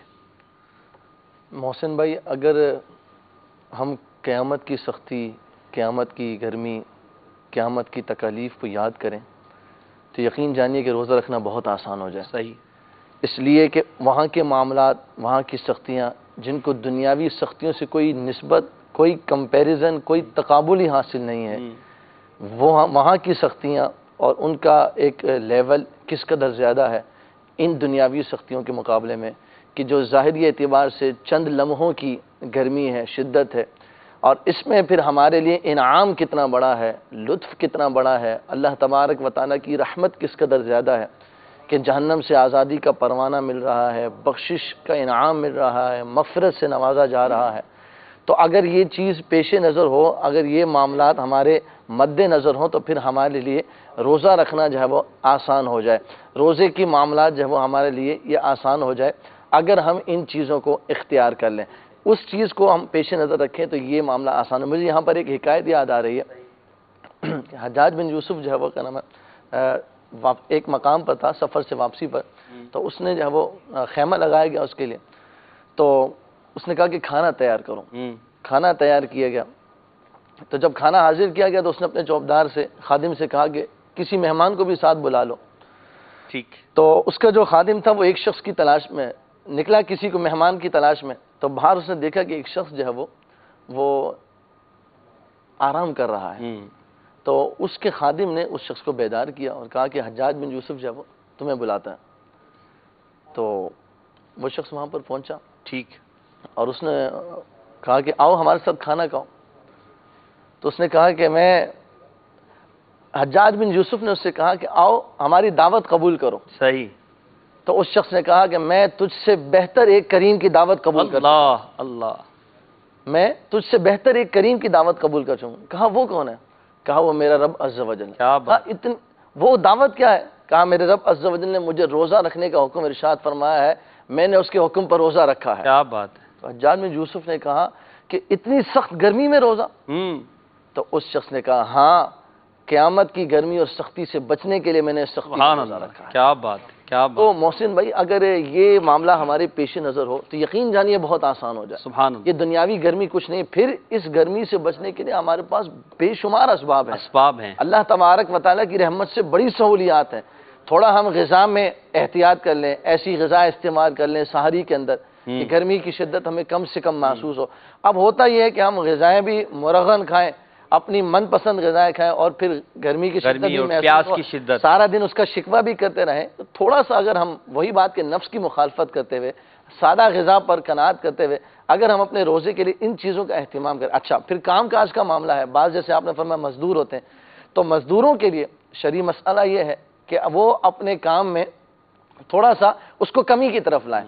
جو مشقت والا کام کرتے ہیں تو کوشش کریں دن کے ایک حصے تک کام کریں, اس کے بعد جو ہے اگر روزے میں دشواری ہے. جی ہاں, روزے میں دشواری جس سبب سے کوئی بھی ایسا کام کہ جس سے روزے کے اندر دشواری لاحق ہو سکتی ہے اس سے کم اوائڈ کرنے کی کوشش کرے, بچا جائے. اور اگر بچ نہیں سکتے تو اس میں کمی لانے کی جو ہے وہ کوشش کی جائے تاکہ روزہ ہم بہتر انداز میں روزہ اچھے انداز میں گزار سکیں. روزے کو جو ہے وہ کیا نام ہے ہم اچھی طریقے سے ادا کر سکیں گے. اس کی برکتیں, اس کی عظمتیں کیا کہنے, کہ جیسا کہ ابھی ہم نے سنا کہ پورا سال رمضان ہوتا, اور پھر جس کی برکت یہ کہ اگر یہ ہم سے ضائع ہو گیا تو پھر پورے سال بھی اگر ہم روزے رکھتے رہیں تو اس کے اجر کو نہ پا سکیں. صحیح بات. تو پھر جب ایسا معاملہ ہے, ایسی سچویشن ہے, تو پھر اس معاملے میں ہمیں چاہیے کہ ہم جو ہے وہ اس کی قدر کریں, اپنے نفس کی مخالفت کرتے ہوئے جہاں کام کاج کے ہمارے سے رکاوٹیں ہیں ان رکاوٹوں کو ہم دور کرتے ہوئے اور مینیج کر سکتے ہیں. بالکل. اگر ہمارے گھر کے اندر کوئی ایسا معاملہ ہے یا کوئی پریشانی ہے یا خوشی کا موقع ہے تو اپنے کام مینیج کرتے ہی ہیں نا, اپنے کاموں کا انداز ترکیب کو بدلتے ہی ہیں.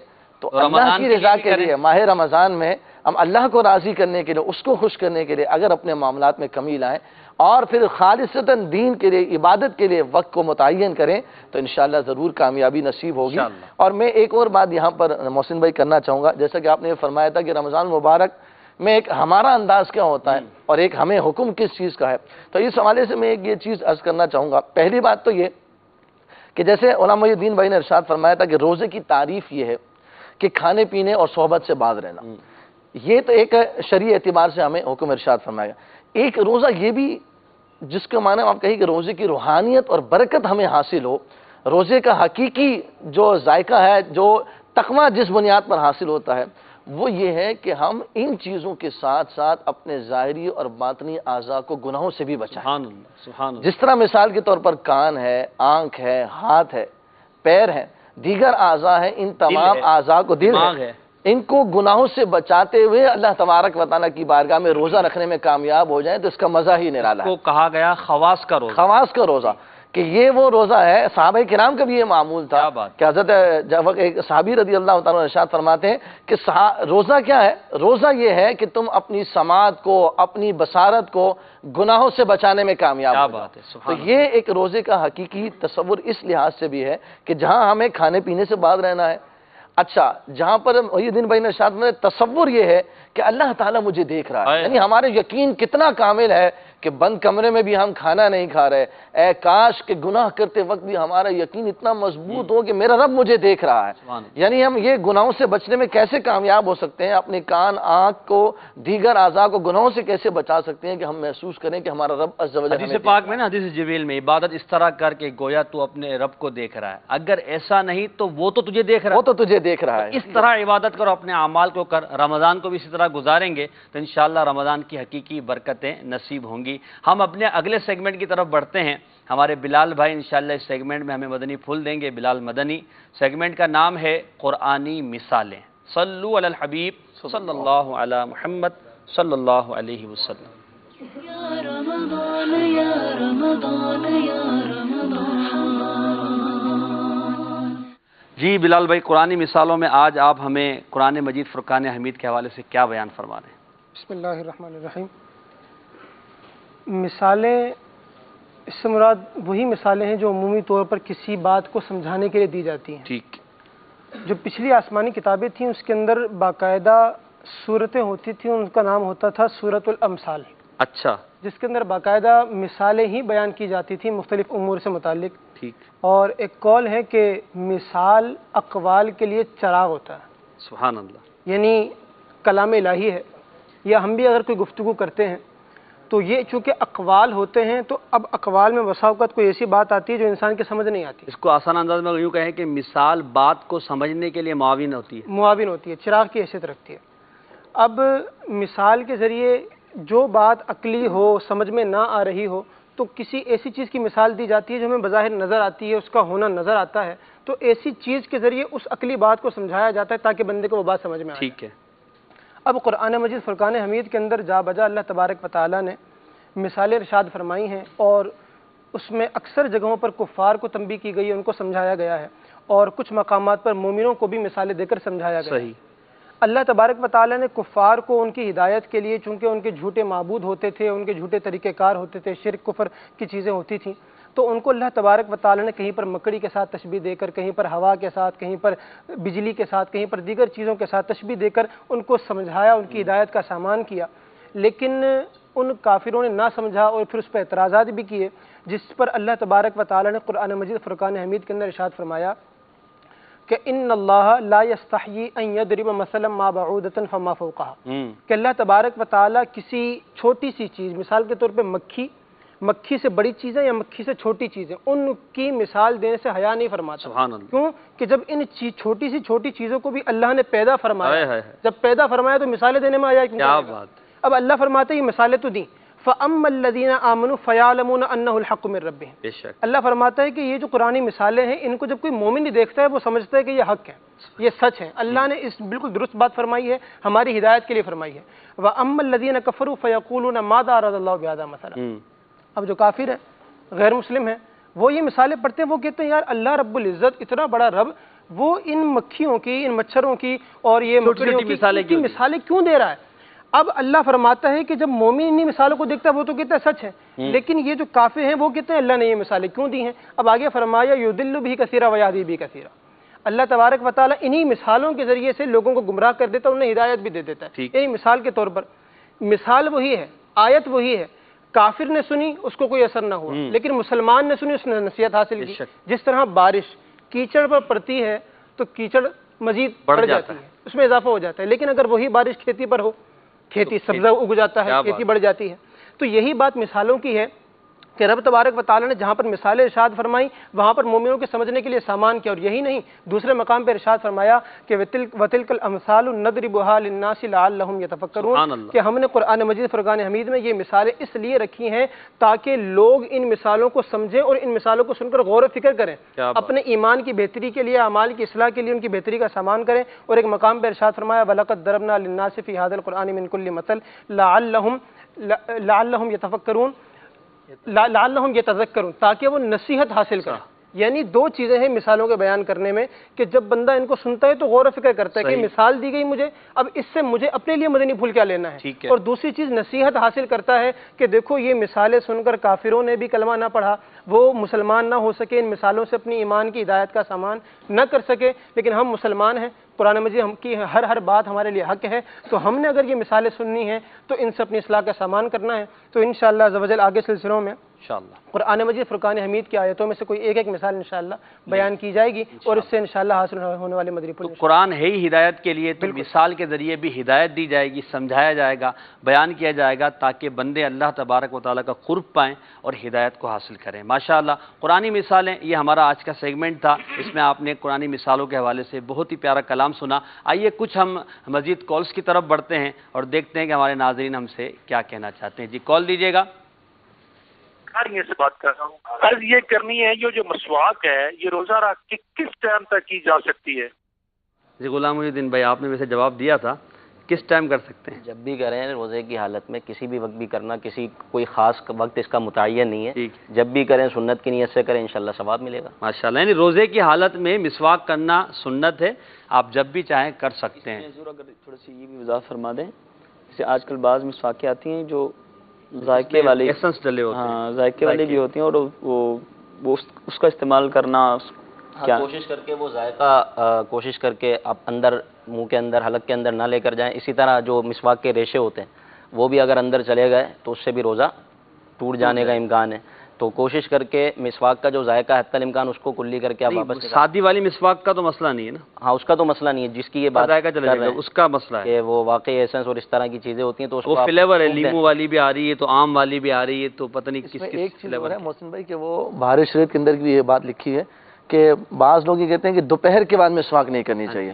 تو صدر الشریعہ علیہ رحمٰن نے ارشاد فرمایا جی خاص مسئلہ بیان فرمایا کہ بعض لوگ جو ہے وہ کہنا ان کے یہاں یہ کہہ رہے ہیں دوپہر کے بعد مسواک نہیں کرنی چاہیے، تو روزے میں مسواک بالکل کر سکتے ہیں، چاہے دوپہر کے بعد ہو، عصر کے بعد ہو، صبح ہو، لیکن وہی بات کہ ایسی مسواک نہ کی جائے جو ذائقے والی ہو، سادہ مسواک کرنے میں کوئی حرج نہیں۔ ٹھیک ہے ماشاءاللہ۔ اگلی کال۔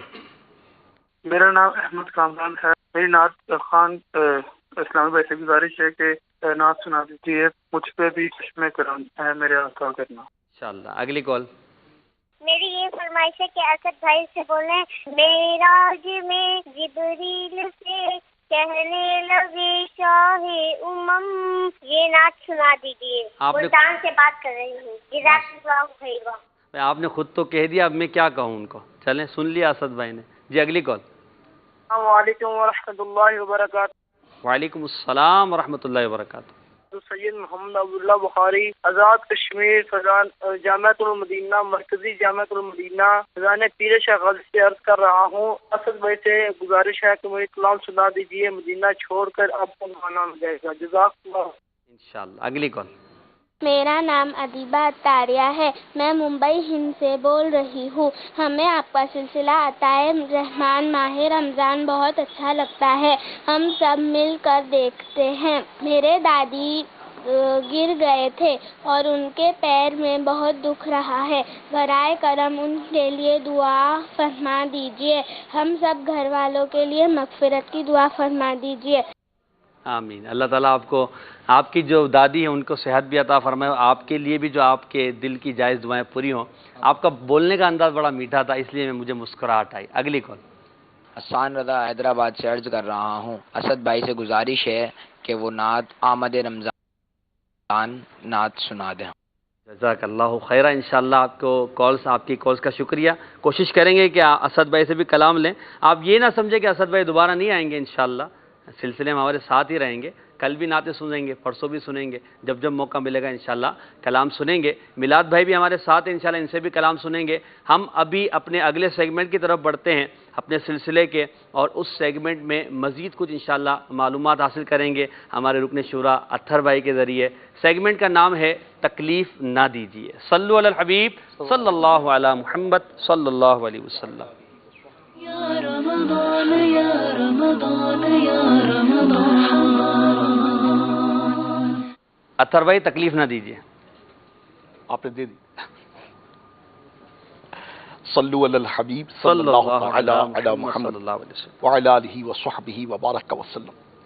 بنیادی طور پر ایک بات میں مدنی چینل کے ناظرین کی طرف بڑھانا چاہوں گا کہ اسلام ایک ایسا پیارا، میٹھا، سہنا، سب سے معظم و مقرب مذہب ہے کہ جس میں الحمدللہ رب العالمین جہاں ایمانیات، پھر عبادات، پھر اخلاقیات اور پھر معاملات کی بھی باقاعدہ تعلیم دی جاتی ہے.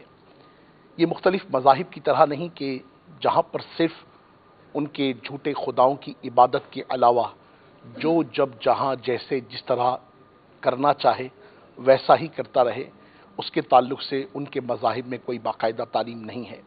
مگر ثم الحمدللہ رب العالمین اسلام ایسا پیارا، میٹھا، سہنا مذہب ہے کہ جس نے زندگی کے ہر معاملہ و معمول پر ہماری بھرپور رہنمائی فرمائی ہے. الحمدللہ رب العالمین جہاں آج توحید خداوندی عز و جل کا ذکر ہوا کہ مولا کے متعلق ہمارا عقیدہ کیا ہونا چاہیے، اور پھر الحمدللہ رب العالمین ہم اللہ پاک کی عبادت، اللہ تبارک و تعالی عز و جل کی ذات کے سوا کسی کو عبادت کے لائق نہیں سمجھتے. یہ ایمانیات کی بنیاد ہے. اور پھر الحمدللہ ایمان کے مزید جز جو ہمیں انشاءاللہ اس سیگمنٹ میں ملیں گے انشاءاللہ. اس کے بعد اگلا مرحلہ جیسے عبادات کا ہے، اور عبادات میں جس طرح نماز، روزہ، حج، زکوٰۃ، یہ اسلام کی تعلیمات ہے. ایک اگلا مرحلہ وہ ہے اخلاقیات کا، اور اخلاقیات کا تعلق ویسے مناسب سی کیفیت کو اختیار کریں تو عمومی طور پر لوگوں کا ایک دوسرے کے ساتھ ہے. انڈرسٹوڈ ہے کہ انسان کا انسان کے ساتھ ہے، یا انسان کا کسی دوسرے کے ساتھ اخلاقیات کا بھی اور معاملات کا بھی تعلق ہے. انڈرسٹوڈ ہے کہ جب انسان ساتھ رہتا ہے، ایک سماج میں رہتا ہے، تو بہت ساری چیزیں ایسی ہوتی ہیں جو ملنے کے اعتبار سے، جلنے کے اعتبار سے، کرنے کے اعتبار سے، خاموشی کے اعتبار سے، بولنے کے اعتبار سے انسان کو مینج کرنی پڑتی ہیں. اس میں کئی پہلو ایسے ہوتے ہیں کہ انسان کو اندازہ نہیں ہوتا کہ وہ کسی کے ساتھ کیسا رویہ اختیار کرتا ہے، کیسا سلوک کرتا ہے. چاہتے نہ چاہتے ہوئے، جانے انجانے میں ہماری وجہ سے کسی کو تکلیف پہنچے یا پہنچتی ہو، اسلام نے اس کے تعلق سے بھی ہماری بھرپور رہنمائی کی ہے. آئیے میں آپ کی خدمت میں سب سے پہلے نبی پاک صاحب لولاک، سیاح افلاق، فخر موجودات، سید سادات صلی اللہ علیہ وبارک وسلم کی ایک حدیث پاک عرض کرتا ہوں تاکہ ہمارے ذہن میں یہ بات آ جائے کہ یہ تکلیف نہ دیجیے کا جو کانسیپٹ جو انشاءاللہ عز و جل آج کے سلسلے سے ہم کم و بیش میں زندہ رہا ہوں، انشاءاللہ عز و جل حاضری کی صورت رہی تو میرے ذریعے ورنہ کسی نہ کسی مبلغ کے ذریعے سے تو جو یہ سیگمنٹ ہوگا اس کا ایکچوئل کانسیپٹ کیا ہے. آقا کریم رؤوف الرحیم علیہ تحیت و ثنا و تسلیم ارشاد فرماتے ہیں، ایک مرتبہ رسول پاک علیہ الصلوۃ والسلام نے صحابہ سے ارشاد فرمایا رضوان اللہ تعالی علیہم اجمعین کہ کیا میں تمہیں اچھے بروں کی خبر نہ دوں؟ سب خاموش رہے. 3 بار یہی استفسار فرمایا تو ایک شخص نے عرض کی جی ہاں یا رسول اللہ صلی اللہ علیہ وسلم، ہمیں ہمارے برے بھلوں کی خبر دیجئے. فرمایا تمہارا بھلا وہ شخص ہے جس سے خیر کی امید کی جائے اور اس کے شر سے امن ہو، اور تمہارا برا وہ شخص ہے جس سے خیر کی امید نہ کی جائے اور اس کے شر سے امن نہ ہو. مفسر شہیر حکیم الامت حضرت مفتی احمد یار خان علیہ رحمۃ اللہ الحنان حدیث پاک کے اس حصے کے جس سے خیر کی امید کی جائے اور اس کے شر سے امن ہو کے تحت فرماتے ہیں قدرتی طور پر لوگوں کے دلوں میں اس کی طرف سے اطمینان ہو کہ یہ شخص کسی کو تکلیف نہیں دیتا، ہو سکتا ہے تو خیر ہی کرتا ہے. کیا بات ہے. جس سے خیر کی امید نہ کی جائے اور اس کے شر سے امن نہ ہو کے تحت مفتی صاحب فرماتے ہیں قدرتی طور پر لوگ اس سے ڈرتے ہوں کہ یہ شخص خطرناک ہے، اس سے بچو، اس سے خیر نہ پہنچے گی، شر یعنی برائی ہی پہنچے گی. صحیح. اور آپ یہ دیکھیں تو ہمارے معاشرے میں ایسے بڑے کردار ہیں بالکل، اور لوگ ان کے شر سے ڈرتے ہیں، پناہ مانگتے ہیں. بلکہ سچی بات تو یہ کہ معاشرتی طور پر نہیں، سم ٹائم گھروں میں بھی ایسی تربیت ہوتی ہے. بالکل ایسے گویا کہ ذہنی تشدد دینے والے لوگ بھی ہوتے ہیں، ذہنی اذیت دینے والے لوگ بھی ہوتے ہیں، اور انسان سمجھ رہا ہوتا ہے کہ میں درست بات کر رہا ہوں، میں حق بات کر رہا ہوں، میں حق بولنے میں کسی کی رعایت نہیں کرتا، اور اس طرح کی وہ سینٹنسز بول کر وہ اپنے کلام کا جادو جگا کر نہ جانے کتنے مسلمانوں کے دلوں کو نشتر کرتا ہے، کتنوں کو تکلیف پہنچاتا ہے. اس حوالے سے یہ بات ذہن میں رہے کہ حضرت سیدنا عبد الرؤوف مناوی رحمۃ اللہ تعالی علیہ نقل فرماتے ہیں کہ اس حدیث پاک میں اشارہ ہے کہ ساتھیوں کے ساتھ عدل کرنا واجب ہے. سبحان اللہ. ساتھیوں کے ساتھ عدل کرنا واجب ہے، اور عدل 3 چیزوں کے ذریعے ہو سکتا ہے. 1 زیادتی نہ کرنا، 2 ذلیل کرنے سے بچنا، اللہ، اور نمبر 3 تکلیف نہ دینا. ہائے ہائے ہائے. کیونکہ زیادتی نہ کرنے سے محبت بڑھتی ہے، ذلیل کرنے سے بچنا سب سے بڑی مہربانی ہے، اور تکلیف نہ دینا سب سے بڑا انصاف ہے. سبحان اللہ. اگر یہ 3 چیزیں نہ چھوڑی جائیں تو آپس میں دشمنیاں جنم لینے لگتی ہیں اور فساد برپا ہو جاتا ہے. آقا کریم رؤوف الرحیم علیہ تحیت و ثنا و تسلیم کا فرمان عالی شان ہے، ارشاد ہوا کہ ہر مسلمان کا خون، مال اور عزت دوسرے مسلمان پر حرام ہے. بے شک. میٹھے اسلامی بھائی اور مدنی چینل کے ناظرین، اندازہ فرمائیے ہمارا پیارا دین اسلام ہر مسلمان کی جان، مال اور عزت کے تحفظ کی ضمانت دیتا ہے. بے شک. قربان جاؤں، مفسر شہیر حکیم الامت رحمۃ اللہ تعالی علیہ نے اس حدیث پاک کے تحت جو مضمون ارشاد فرمایا، فرماتے ہیں کہ کوئی مسلمان کسی مسلمان کا مال بغیر اس کی اجازت نہ لے، سبحان اللہ، کسی کی آبرو ریزی نہ کرے، کسی مسلمان کا ناحق اور ظلمن قتل نہ کرے، کہ یہ سب سخت جرم ہیں. استغفر اللہ. مفتی صاحب ایک اور مقام پر لکھتے ہیں کہ مسلمان کو نہ تو دل میں حقیر جانو، توجہ کیجئے گا، بڑی اہم بات ہے. ہم نمازیں پڑھ کر، روزے رکھ کر، تہجد گزاریاں پڑھ کر، قرآن کریم کے دور کر کے ہم سمجھتے ہیں کہ ہم بڑے عبادت گزار، بڑے نیکوکار، بڑے پرہیزگار بن گئے، مگر ہمارا اپنے ہی لوگوں کے متعلق رویہ کیا ہے، اپنے ہی لوگوں کے متعلق سلوک کیا ہے، اپنے ہی ماتحت یا اپنے ہی ساتھ رہنے والوں، ساتھ کام کرنے والوں، ساتھ پڑھنے والوں، ساتھ پڑھانے والوں، کسی نہ کسی انداز سے اپنے گھر والوں، اپنے آس پڑوس کے لوگوں کے ساتھ ہماری جو مزاج ہے نا، ہماری جو طبیعت ہے، ہماری جو سلوک ہے، اس کے تعلق سے بہت کچھ غور کرنے کی حاجت ہے. ارشاد ہوا مسلمان کو نہ تو دل میں حقیر جانو، نہ اسے حقارت کے الفاظ سے پکارو یا برے لقب سے یاد کرو، نہ اس کا مذاق اڑاؤ. آج ہم میں یہ عجیب کوشش ہے کہ ہم پیشوں، نسبوں یا غربت و افلاس کی وجہ سے مسلمان بھائی کو حقیر جانتے ہیں کہ وہ پنجابی ہے، وہ بنگالی ہے، وہ سندھی ہے، وہ پٹھان ہے، اور ان کے تعلق سے مختلف قسم کے ہم لوگوں نے گویا کہ معاذاللہ لطیفے سے جڑ رکھے ہیں کہ یہ میمن ہے تو یہ کنجوس ہوگا، ارے یہ پٹھان ہے تو اس کی کھوپڑی نہیں ہوگی، یہ پنجابی ہے تو یہ مفاد پرست ہوگا. یہ اردو بولنے والا ہے تو نہیں جناب، اس کے تو مزاج ہی مختلف ہیں۔ اس طرح کی کیفیتیں اختیار کر کے ہم اپنے ان مسلمان بھائیوں کے قلوب کو جو تکلیف پہنچا رہے ہوتے ہیں، اللہ اکبر کبیرہ، اللہ اکبر کبیرہ۔ شہد کی مکھی مختلف پھولوں کی شہد کی مکھی مختلف پھولوں کے رس چوس لیتی ہے تو ان کا نام شہد ہو جاتا ہے، مختلف لکڑیوں کو آگ جلا دے تو اس کا نام راکھ ہو جاتا ہے۔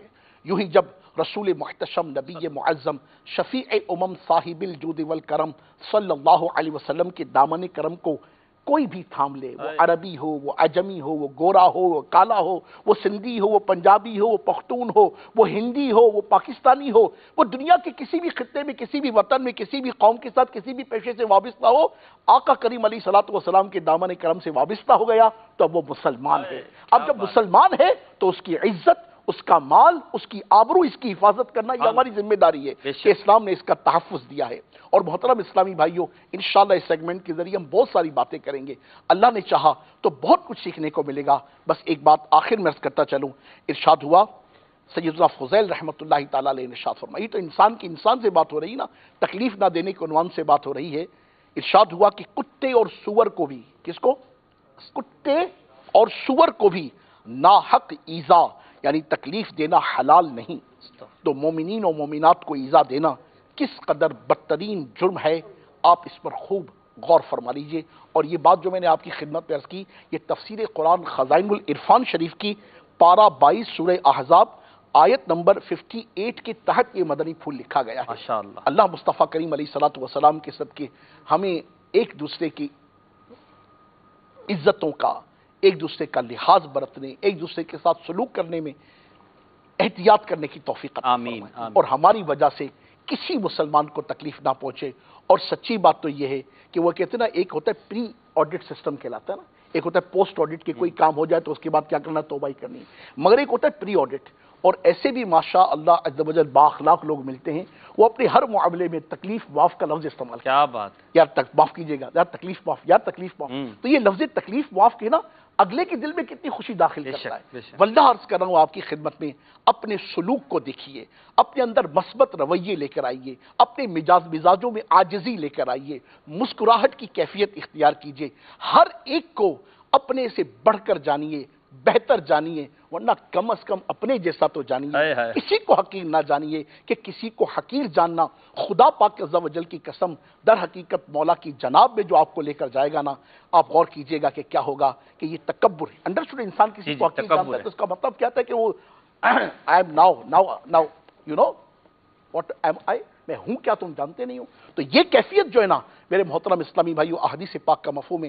ارشاد ہوا کہ کل بروز قیامت مولا تبارک و تعالی عز و جل کی جناب میں یہ متکبرین، یہ پراؤڈ کرنے والے، یہ مال کے اعتبار سے، جان کے اعتبار سے، حسب کے اعتبار سے، نسب کے اعتبار سے، پروفیشن کے اعتبار سے، ایجوکیشن کے اعتبار سے، نالج کے اعتبار سے، کسی بھی اعتبار سے اگر کسی مسلمان کو حقیر جانتے ہیں، روایتوں کا خلاصہ ہے کہ کل بروز قیامت ایسا شخص چونٹی کی شکل میں اٹھے، ساری مخلوق اسے رونتی ہوئی چلی جائے گی۔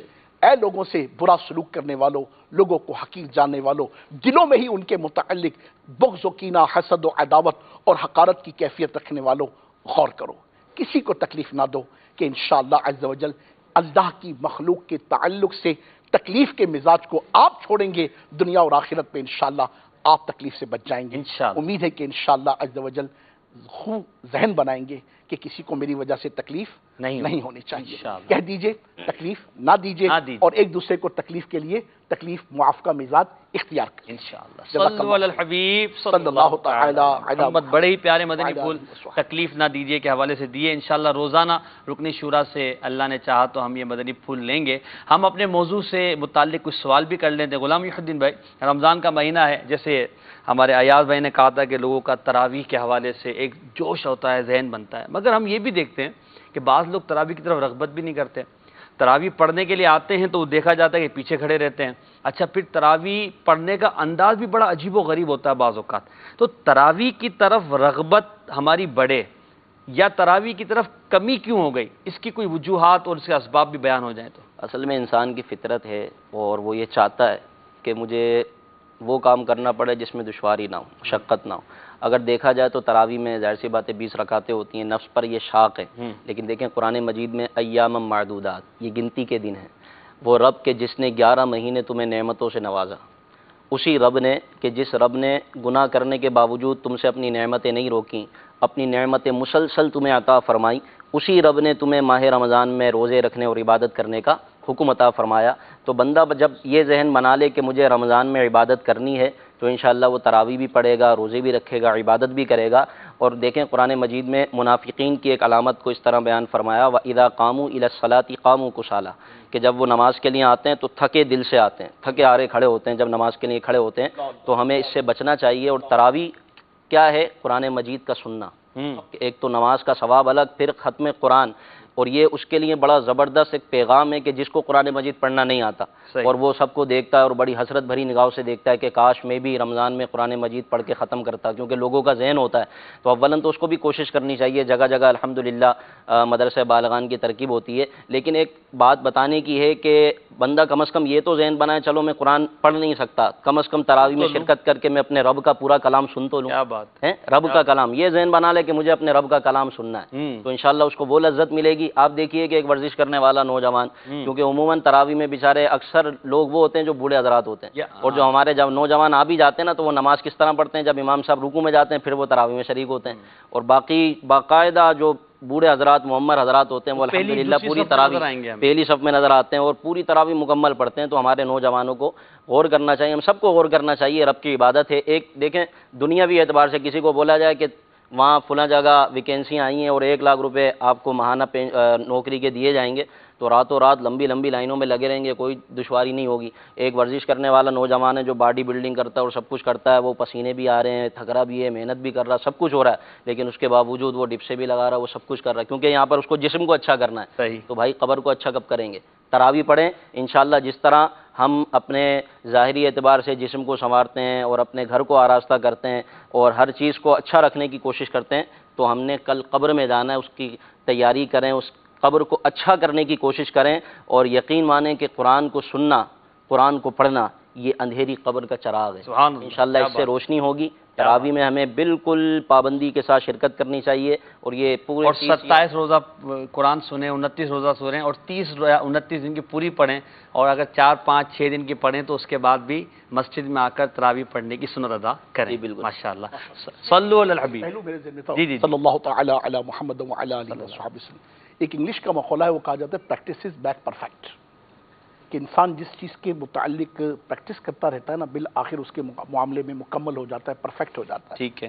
تو جو الحمدللہ رب العالمین روزانہ عشاء کی نماز میں 17 رکعتیں پڑھنے کا مزاج رکھتا ہے نا، اور وہ عادی ہوتا ہے، تو اس کے لیے پھر نسبتاً تراویح کا اختیار کرنا مشکل آسان ہو جاتا ہے۔ اچھا، پھر اگر فار ایگزامپل ایک بات، یعنی ایک پہلو یہ تو ایک ہی ہو گیا کہ کاش کہ ہم پورا سال اگر عشاء کی نماز 17 رکعتیں واقعی ادا کرتے تو یہ 20 رکعت یقین مانے کوئی مشکل امر نہیں، الحمدللہ رب العالمین۔ دوسرا پہلو جو میں آپ کی خدمت میں عرض کرنا چاہ رہا ہوں، چونکہ ہمیں اس بات کی عادت نہیں، ایک تعداد ہے جس کو عادت نہیں، یا جو ماشاءاللہ عز و جل نمازی بھی ہیں تو ایسا اتنا قیام کی پوزیشن کی عادت نہیں ہوتی، تو اس کے تعلق سے پھر مدنی پھول یہ نا کہ دنیا میں جو عمل جتنا دشوار ہے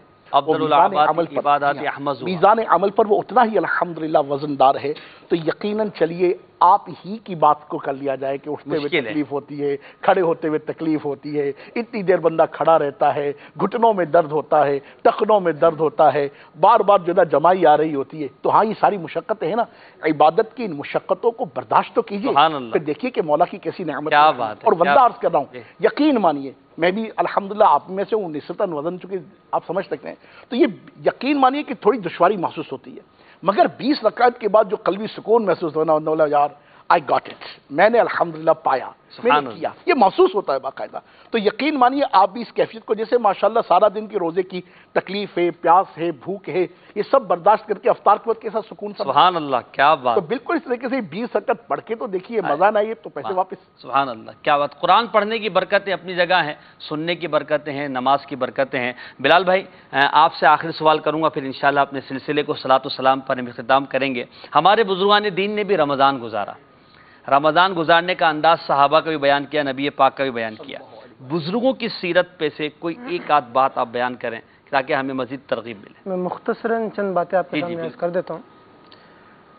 شافعیوں کے عظیم پیشوا امام شافعی رضی اللہ تعالیٰ عنہ آپ رمضان مبارک میں 60 قرآن مجید پڑھا کرتے کیا فرما رہے ہیں 60 60 جی ہاں 60 کیا 30 دن میں 30 رات کیا بات اللہ اکبر امام اعظم رضی اللہ تعالیٰ عنہ ہمارے فقہ میں ہم جن کی پیروی کرتے ہیں آپ رضی اللہ تعالیٰ عنہ 61 قرآن مجید ختم کرتے ہیں سبحان اللہ 61 ٹائمز کیا بات 30 دن میں 30 رات میں اور ایک تراویح میں اللہ اور یہی نہیں عید کا دن آتا تھا لوگ تو رمضان اگر چلیں اچھا گزار لیا تو عید کے دن ساری کسر نکال بھی لیتے ہیں آپ عید کے دن بھی ایک قرآن مجید ختم کیا سبحان اللہ جو ٹوٹل 62 قرآن مجید ہو کیا بات ہے آگے سنیے گا کہ ابن سیرین رحمۃ اللہ تعالیٰ علیہ جو خوابوں کی تعبیر کے حوالے سے بہت بڑے امام مانے جاتے ہیں آپ رضی اللہ تعالیٰ عنہ رمضان کی ساری راتیں عبادت میں گزارتے پوری رات عبادت کیا کرتے تھے اسی طرح تابعی بزرگ اسود بن یزید رحمۃ اللہ تعالیٰ ان کے بارے میں آتا ہے کہ جو مشہور تابعی بزرگ ہیں جن پر تقوی و پرہیزگاری ختم ہے سمجھیں ان میں ان کا نام آتا ہے اسود بن یزید رحمۃ اللہ تعالیٰ علیہ آپ کے بارے میں آتا ہے کہ آپ 2 راتوں میں ایک قرآن ختم کرتے تھے رمضان 2 راتوں میں اور آرام آپ کا صرف اور صرف مغرب سے عشاء کے درمیان ہوتا ہے اللہ اکبر اس کے علاوہ رمضان میں آرام ہی نہیں کرتے تھے صرف مغرب قرآن پاک کا ختم وہ بھی کیا کرتے جی اسی طرح ابو رجا عمران بن ملحان رحمۃ اللہ تعالیٰ علیہ یہ 10 روز میں ایک قرآن مجید ختم یعنی رمضان میں 3 قرآن ختم ہو گئے کیا بات اسی طرح امام نخی رحمۃ اللہ تعالیٰ علیہ شروع کے 20 دنوں میں 3 دن میں قرآن ختم کرتے تھے اور جب آخری 10 دن رہ جاتے تھے تو مزید اضافہ کرتے ہوئے 2 دن میں قرآن ختم کرتے تھے کیا بات ہے اسی طرح امام زہری رحمۃ اللہ تعالیٰ علیہ فرماتے تھے کہ انما ہوا شہر تلاوت القرآن و اطعام الطعام کہ رمضان کا مہینہ تو تلاوت قرآن اور لوگوں کو کھانا کھلانے کا مہینہ کیا بات اسی طرح ہماری اماں عائشہ صدیقہ طیبہ طاہرہ رضی اللہ تعالیٰ عنہ آپ کے بارے میں آتا ہے کہ ساری رات رمضان میں قرآن مجید کی تلاوت کرتی فجر کے بعد بھی نہ سوتی آیا روایتوں میں کہ سورج طلوع ہونے تک قرآن پڑھتی رہتی جب سورج طلوع ہو جاتا اس کے بعد کچھ دیر آرام کیا کرتی تھی تو یہ ہمارے بزرگان دین رحمہم اللہ المبین قرآن مجید ماہ قرآن کے اندر ماہ رمضان میں اتنی عبادتیں کرتے تھے کل رات جب نگران شورا مدنی مذاکرے سے پہلے کچھ گفتگو فرما رہے تھے آپ نے فرمایا کہ اوسطاً ایک پارے میں تقریباً 18 20 22 صفحے ایسے ہوتے ہیں اگر ہم کم از کم 4 صفحے ایک نماز کے لیے رکھ لیں سنت ادا کی اور 4 صفحے اگر ہم پڑھنے کا معمول ہر نماز کے بعد یا پہلے روزانہ کم از کم ایک پارہ ہمارا ختم ہو جائے اور 30 روزے سے انشاءاللہ ہمارا پورا قرآن ختم یہ بھی آسان ہو گیا بالکل اور یوں ہی اگر آپ سارا سال میں ختم کرنا چاہتے تو 19 آیتیں روز پڑھنا شروع 19 آیت کوئی مشکل نہیں 19 آیت تو پورے سال میں ایک قرآن ہاں پورے سال میں ایک قرآن مجید ختم ہو جائے گا تو اگر اس طرح جذبہ رہنمائی کرتا ہے اگر ہم کوشش کریں گے نیت بنائیں گے جذبہ پیدا کریں گے تو انشاءاللہ کرنے میں کام اور جنہیں قرآن پڑھنا نہیں آتا تو ماہ تلاوت قرآن دعوت اسلامی کے تحت مساجد میں مدرسۃ مدینہ بالغان فجر کے بعد تراویح کے بعد کہیں عصر کے بعد بھی رمضان میں لگتے ہیں تو قرآن پاک سیکھنے کے لیے ماہ قرآن میں مدرسۃ مدینہ بالغان میں شرکت کریں اور اپنا قرآن درست کریں قرآن پڑھیں قرآن سنیں اپنے رمضان کو اچھے انداز میں گزاریں اللہ تبارک و تعالیٰ کی رحمتوں کو حاصل کریں آئیے ہم امیر اہل سنت دامت برکات العالیہ کے حکم پر کھڑے ہو کر بادب صلاۃ والسلام کے 2 اشعار پڑھتے ہیں اور اپنے سلسلے کو اسی پر اختتام کرتے ہیں کل پھر انشاءاللہ عز و جل 3 بجے دوپہر ملیں گے عطائے رحمان ماہ رمضان سلسلے کے ساتھ صلو علی الحبیب صلی اللہ علی محمد صلاۃ والسلام کے لیے کھڑے ہو جائیے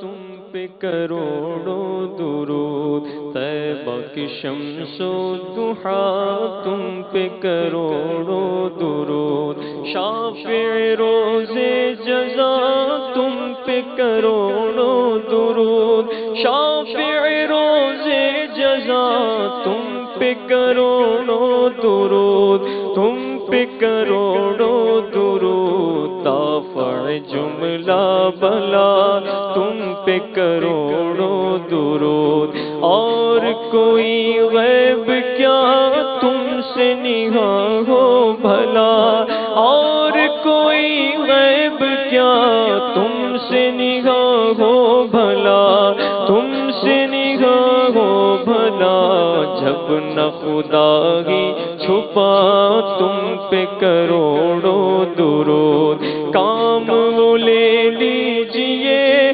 تم کو جو راضی کرے کام وہ لے لیجئے تم کو جو راضی کرے کام وہ لے لیجئے تم کو جو راضی کرے تم کو جو راضی کرے ٹھیک ہونا میں رضا تم پہ کروڑوں درود ٹھیک ہونا میں رضا تم پہ کروڑوں درود صلو علی الحبیب صلی اللہ علی محمد۔ اس سلسلے کے بعد دیکھیے سلسلہ روشن رمضان، اور پھر بعد نماز عصر دیکھیے امیر اہل سنت دامت برکاتہم العالیہ کا سلسلہ مدنی مذاکرہ۔